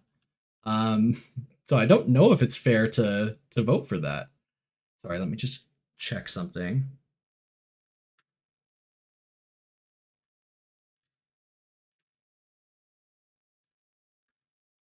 Okay. Yeah. Transit Reimagined, obviously, we just played Bus Depot, and that was, I mean, it's visually gorgeous. Oh, you know what? Emmy rules, I like that. Yeah, that's fair. There's a cutoff date, and it's still included. Okay, so it's still on the list. Transit Reimagined, I'm intrigued by Transit because I'm always hesitant when a map goes and changes things of an old Treyarch map, like a custom community remaster, because I worry that people are changing things that shouldn't be changed. Like I know Verco is going to change the Pack-a-Punch system and things like that, and like those things are annoying, but they were also intentional. Like the developers wanted the Pack-a-Punch system to work like that, and to change it is a bit of a game design decision that I don't know if we as a community get to really make. So I'm intrigued, but I don't know if I'm purely hyped for it just yet. Die Rise, again, they're changing a couple things. That one I have had a chance to play the beta of, and I had a lot of fun with it. It's made me go back and enjoy Die Rise a lot more than I did when it first came out. But yeah, oh my goodness. Okay, 3 remasters, 3 BO2 remasters here. And then Nightmares 2, which obviously sequel if you haven't seen it to the Nightmares 1, obviously. That's a very cool linear, more traditional game built in the Black Ops 3 engine. Ooh, this is tough. Oh, sorry, I skipped past Mob of the Dead. These are 4 Black Ops 2 remasters and then 1 original map. And you know what? I'm going with this. Yeah. I think for the pure balls of it being something totally new, like the remasters are cool. I'm excited to play them all and compare and contrast with the original. But more than anything, I want to see something truly new. So I'm excited for this the most. Mod of the year. Ooh, okay. I don't play around a ton with mods. Deadpool was cool. It did a lot of integration with a lot of different systems. It wasn't just like a character skin, so that's definitely a standout. Weapons overhaul. Let me pull up Steam because there have been a couple different. I don't know if I want to make sure I'm thinking of the right one. the right weapons overhaul. Let me see. Marble. Nope, that doesn't work. Okay. There we go. Let me just see some screenshots. Oh, yes, this was the like the BO1 style one. Yes. Oh, that's yeah. I That's tempting because I remember playing with that on the Zombies Chronicles maps, and getting to play with the classic weapons was good. The feet mod, obviously the feet mod. Um, Logistical Reaper is a person of two minds. They have a very cool map with a lot of Cold War systems and very interesting ideas, lots of cool innovations. And then they also make the Origins feet mod. So much to think about. PPSH, again, a very cool little mod. Obviously, it's just for a single gun, so it's hard to compete with Weapons Overhaul, but it is a very polished, like singular, just drop in replacement. And then the HUD mod, I didn't play with this because I like playing with the original HUD, but I mean, again, it's a cool little thing. I think I'm gonna go with Weapons Overhaul. I think that's got to be it for me. Okay, what are we at? We're at the last couple. Ooh, I'm excited to get to these where we're just voting on actual zombie stuff. Okay, let's finish the community. Okay, this is what this whole stream is about. We're talking about map of the year. This is everything we just played. Oh, we're waiting. Nicole said wait.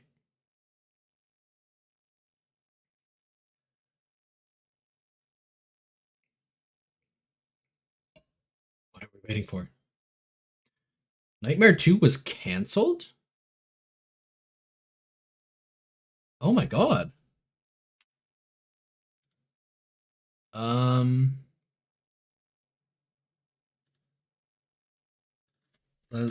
Where would I even find any of that? Does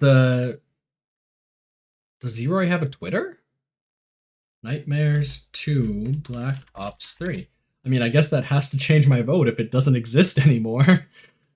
That's too bad. I did like Nightmares, so oh, if I Google Nightmares Black Ops 3, it's obviously going to give me the campaign mode where you play with zombies. That's not what I want. Okay, let me quickly just double check this, but I think that if I'm gonna take your word for it, and if this I would vote for Nightmares 2, but if you're correct that it doesn't exist anymore, then I mean I can't. So I'll trust you and assume that's done. And which remaster do I like? Oh man, this is tough. I'm obviously following all these projects. I think I'm gonna go with Mob of the Dead. Again, it's a almost a perfect map in its original state, so I hope Cop for that respects that, and I think he will because he did the Call of the Dead remaster, and even though people wanted him to, change things like George Romero and change things to make or change other mechanics to make it more fun, quote unquote, from the Black Ops 3 player's mind, I think he kept it very faithful to the original, which I really respect. So I'm voting for that. Yeah, Connor. So there has been a Mob of the Dead remaster, but that is actually a completely different, unrelated project. That's by a different developer. I don't know anything about it really, but Cult for that is making a different one for some reason. I don't know when the projects diverged, but I do know that there was some drama involved. But yes, yeah, Cult for that is a different map, and it's as Tostadora said, it's literally coming out in 4 days. So it was originally going to come out on the same day as Citadel des Morts, but obviously he didn't want that competition, so it is now coming out this Saturday. So yeah, I don't have to anticipate for very long. But yes, okay. Map of the year. Now this, we've just played all of these. I think that I think there's all of these were fun. All of these were very impressive. Again, most of them, except for Bus Depot, were made during like effectively a game jam for Noah J's mapping contest. So they could have been even more realized if people had had the time. But I think that that contest brought out a lot of cool stuff, and I enjoyed my time with all of them. Murder Mystery works well as like a BO1 style survival map. If you don't want to do the Easter egg, you can just play with BO1 weapons in like a fun feeling map. Bus Depot's just chill. I'm hoping Transit Remastered might be map of the year when it comes out, but I don't think I can give it to just Bus Depot. Containment Breach is cool. I did do that full Easter egg, and it's absolutely worth doing with the boss fights that they have. Josh Parker is a really interesting idea. As a stealth game on its own, it has a couple issues, but I completely look past them because it was made in that game jam environment.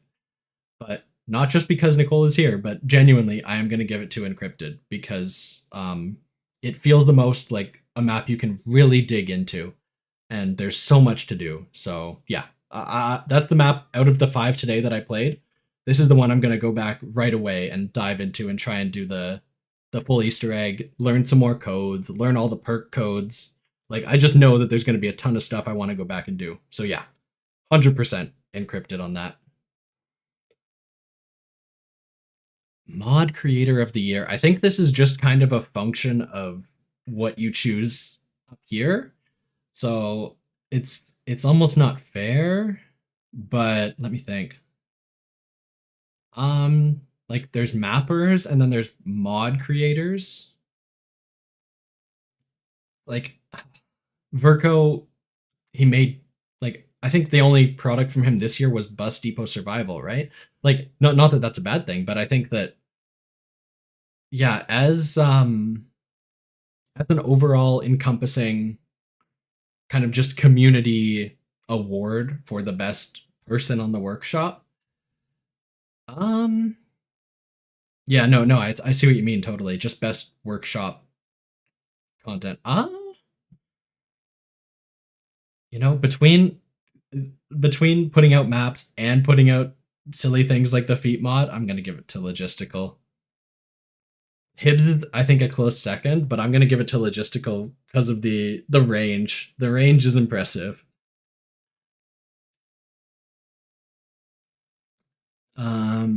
Okay. We're on to the controversial stuff. Let's argue here. Best perk.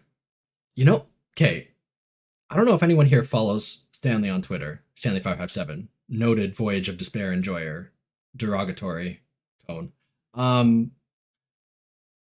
Electric Cherry. He's been talking some smack about Electric Cherry. It's a good perk.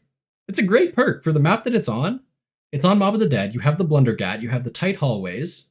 Like, it's a good perk. It doesn't have to be good in every situation to be a really cool addition to the mode. So I gotta throw some hands with Stanley on his Electric Cherry hate. Is it the best perk overall? I don't know. Bloodwolf Bite isn't in last place. Is Melee in last place? I think that might be. I think it's an interesting idea. I don't think it was executed perfectly. I think the punch feels good, but then when you realize it kills like one zombie at a time without an augment. Like, I do like using it with a melee weapon just for raw increasing damage, but I don't think I can give it to Melee for best perk ever. PhD Flopper, specifically Black Ops 6 version. You got things like Slider in there. You got the Tactical Sprint Knockdown. Deadshot Daiquiri, just increasing critical damage, and then you have all those augments Donuts was talking about. As much as I like Black Ops 4, I'm not going to give it to Bloodwolf Bite. I've had too many last zombies killed by Luna to really appreciate her that much. You know what? Clip this and send it to Stanley. I'm giving it to Electric Cherry. But it's in Black Ops 3. Oh, because it really is best for Mob of the Dead. It needs to be in its home in Mob of the Dead. No, yeah, it's Electric Cherry. Send it off. Stanley's wrong. Okay, best Easter egg song. This one's an instant lock. For me, if you've been to any of my streams before, you know it's Beauty of Annihilation.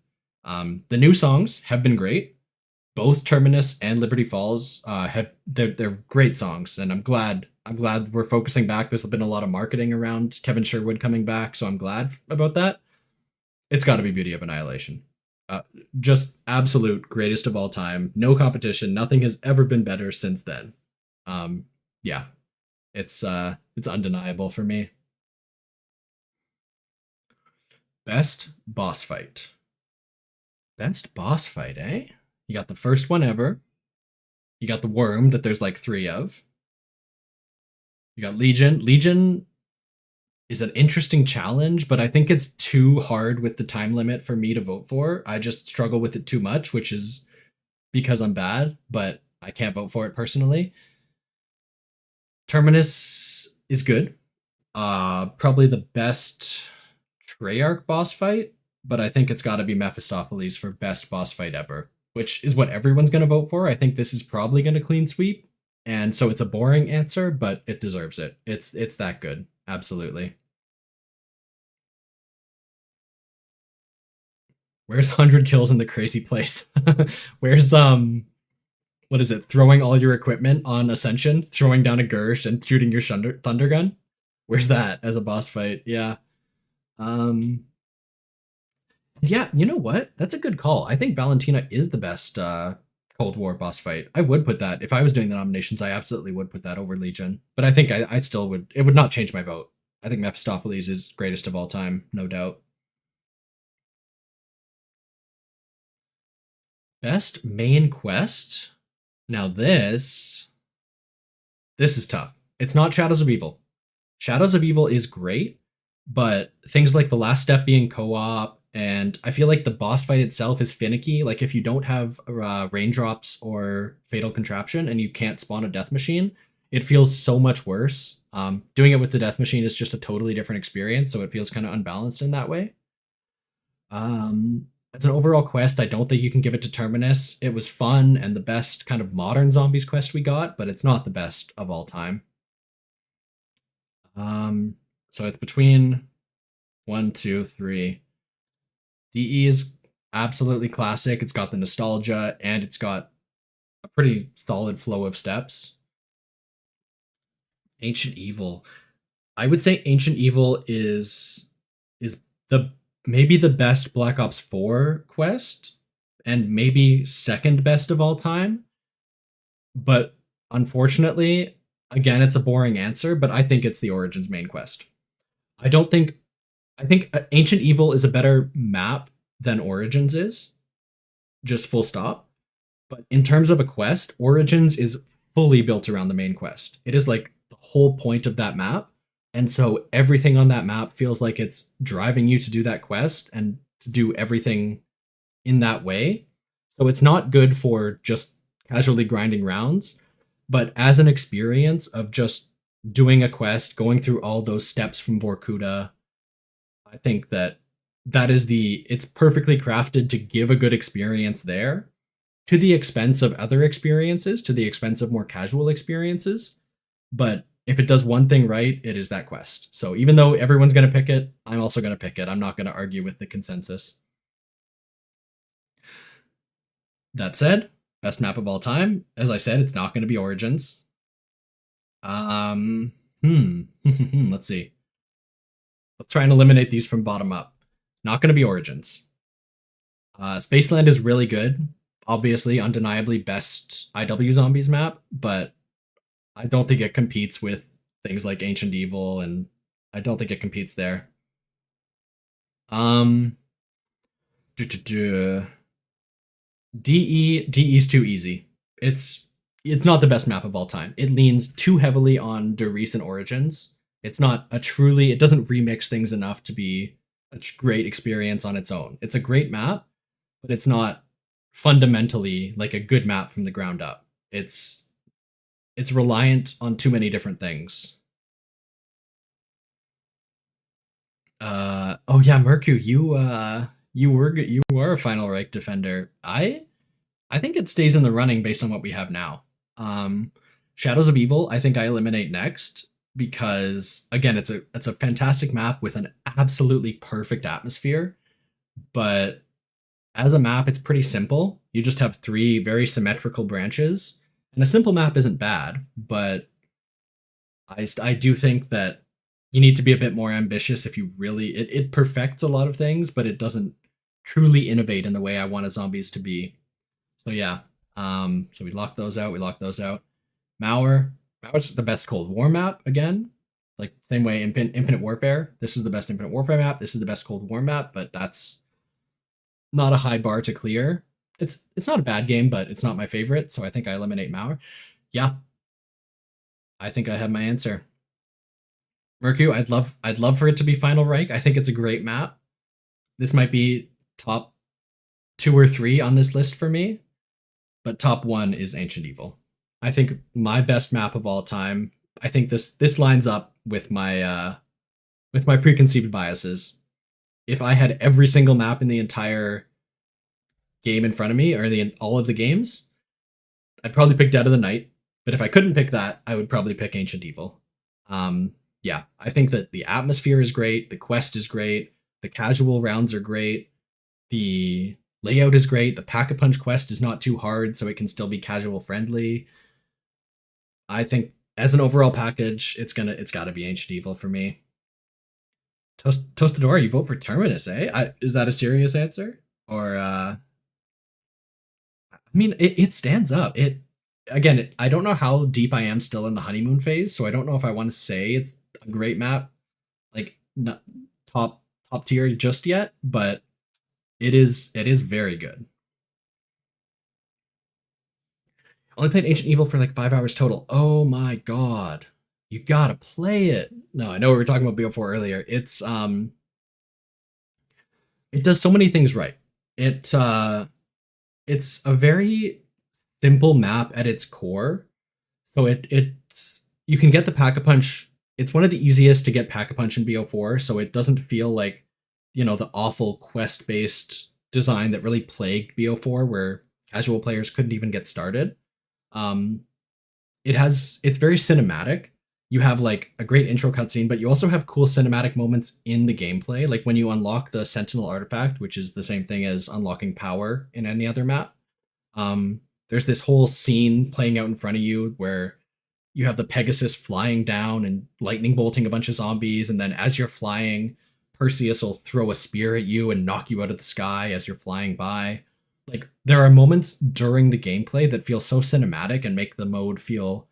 It's what the Chaos Story was trying to do, where it's trying to make everything very epic and fantastical.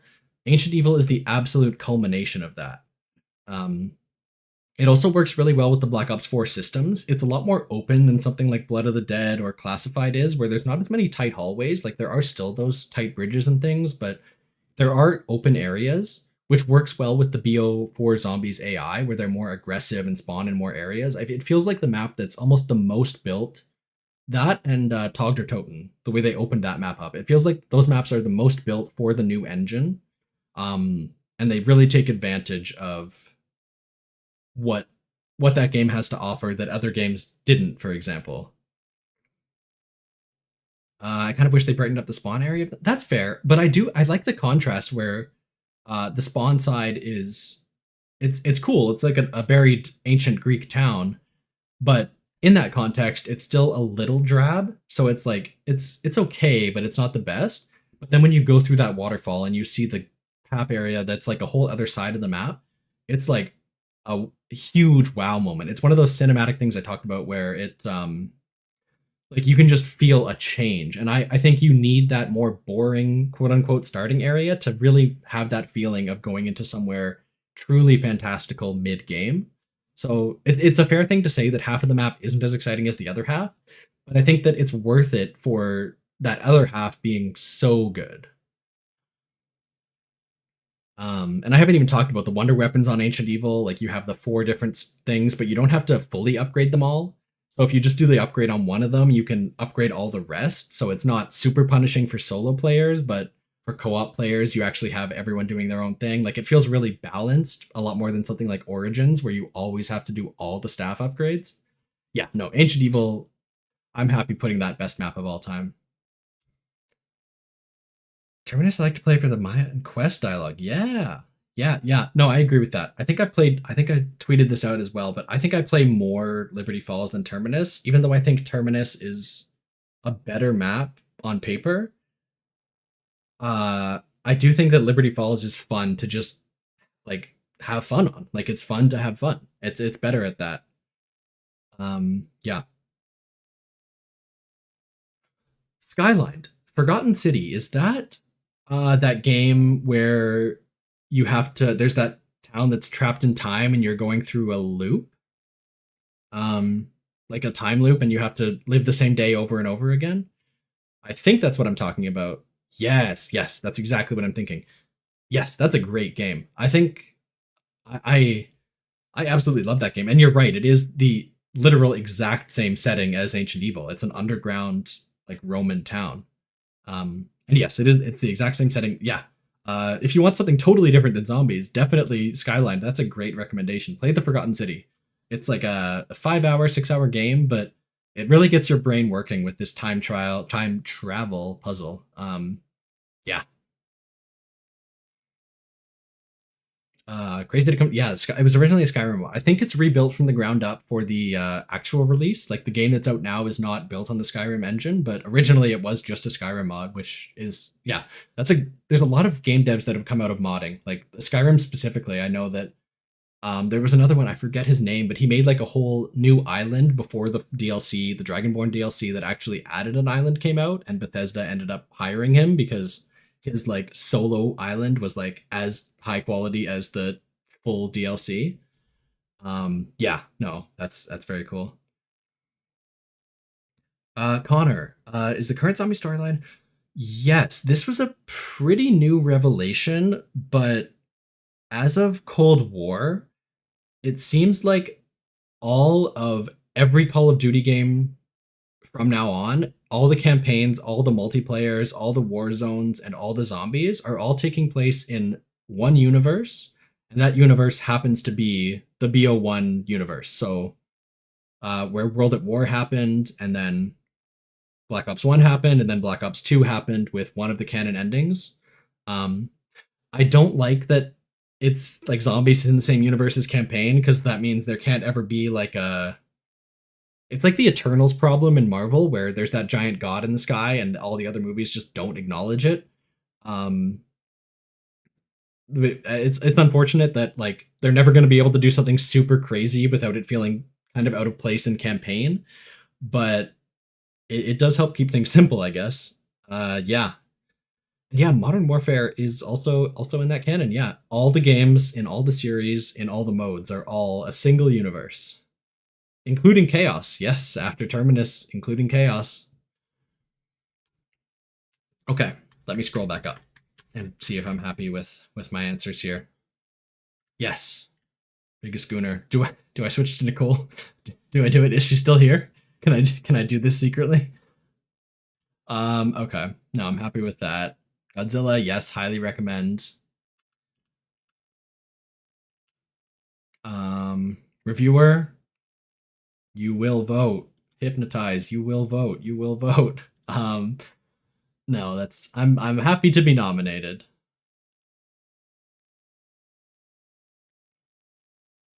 You need to be Terminus, you're stuck at the boss fight?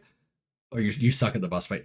I would watch Stanley 557. I assume you know who that is. I don't know why I did the numbers, but he has a video. I think it's his most recent video. It's kind of how to cheese the boss fight, but not in a way that feels unfair. It almost feels like the way it was designed. Watch that video. The gist of it is let the boss kill all the zombies. Yeah, so Stanley 557 on YouTube. Search him up. His most recent Terminus video. Yeah, when the boss does his slam attack, it is like basically a screen wipe for all the zombies as long as you're hiding behind one of the boxes, which he'll show you in the video.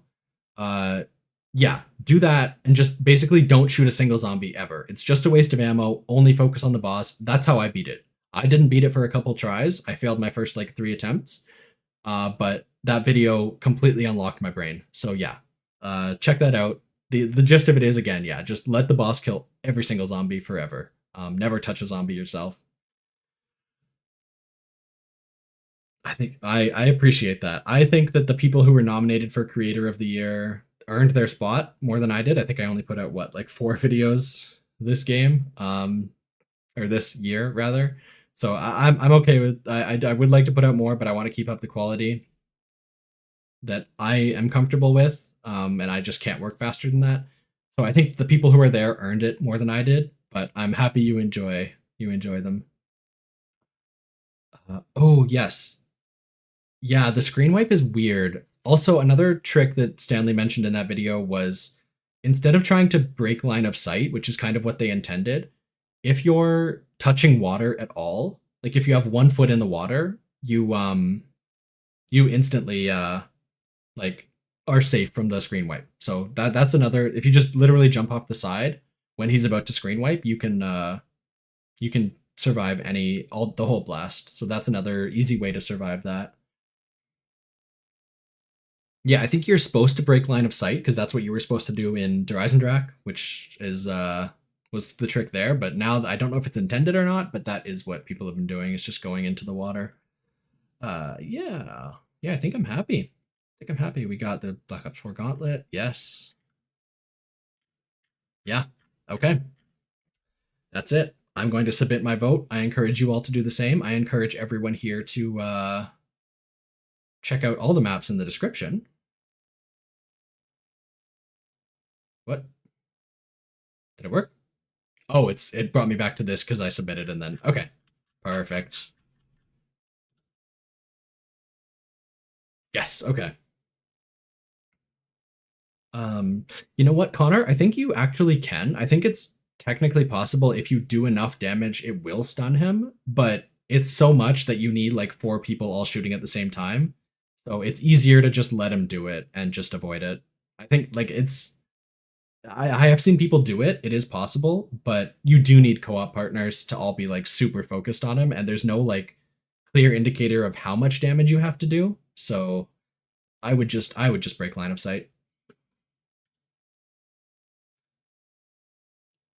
Okay. Yeah, that was the stream. I really appreciate everyone stopping by. Thank you for chatting. Let's see if I missed anything before I go. Actually, Chaos was canon since Vanguard. That's true. There was the Alistair Rhodes mention, but there was some debate. I personally thought it was just them like saying a random name people knew to try and get people interested in Vanguard. I genuinely didn't think they would bring Chaos back, but they totally proved me wrong. They fully they did it, which I am impressed. Okay.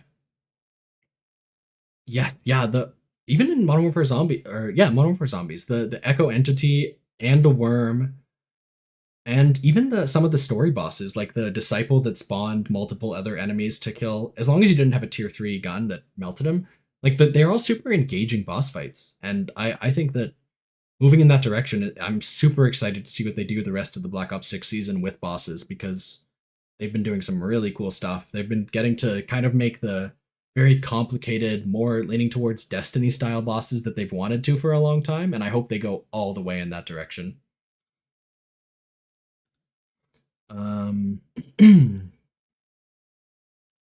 Yes, oh my god, classic. The what was it? I think it was if you hit round 100 on Noct, you can fight Mecha Hitler like in Wolfenstein.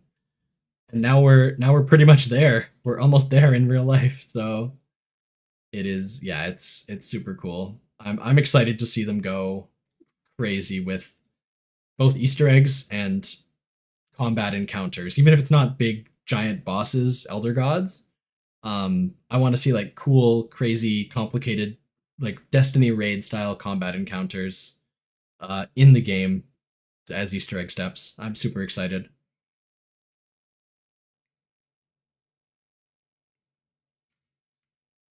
You heard Hitler that had tentacles. You know what? I'd never heard that. I think when I heard it, even the person who was telling me kind of knew it was fake. So I never got the full like description with the chainsaws and everything. But that is very funny.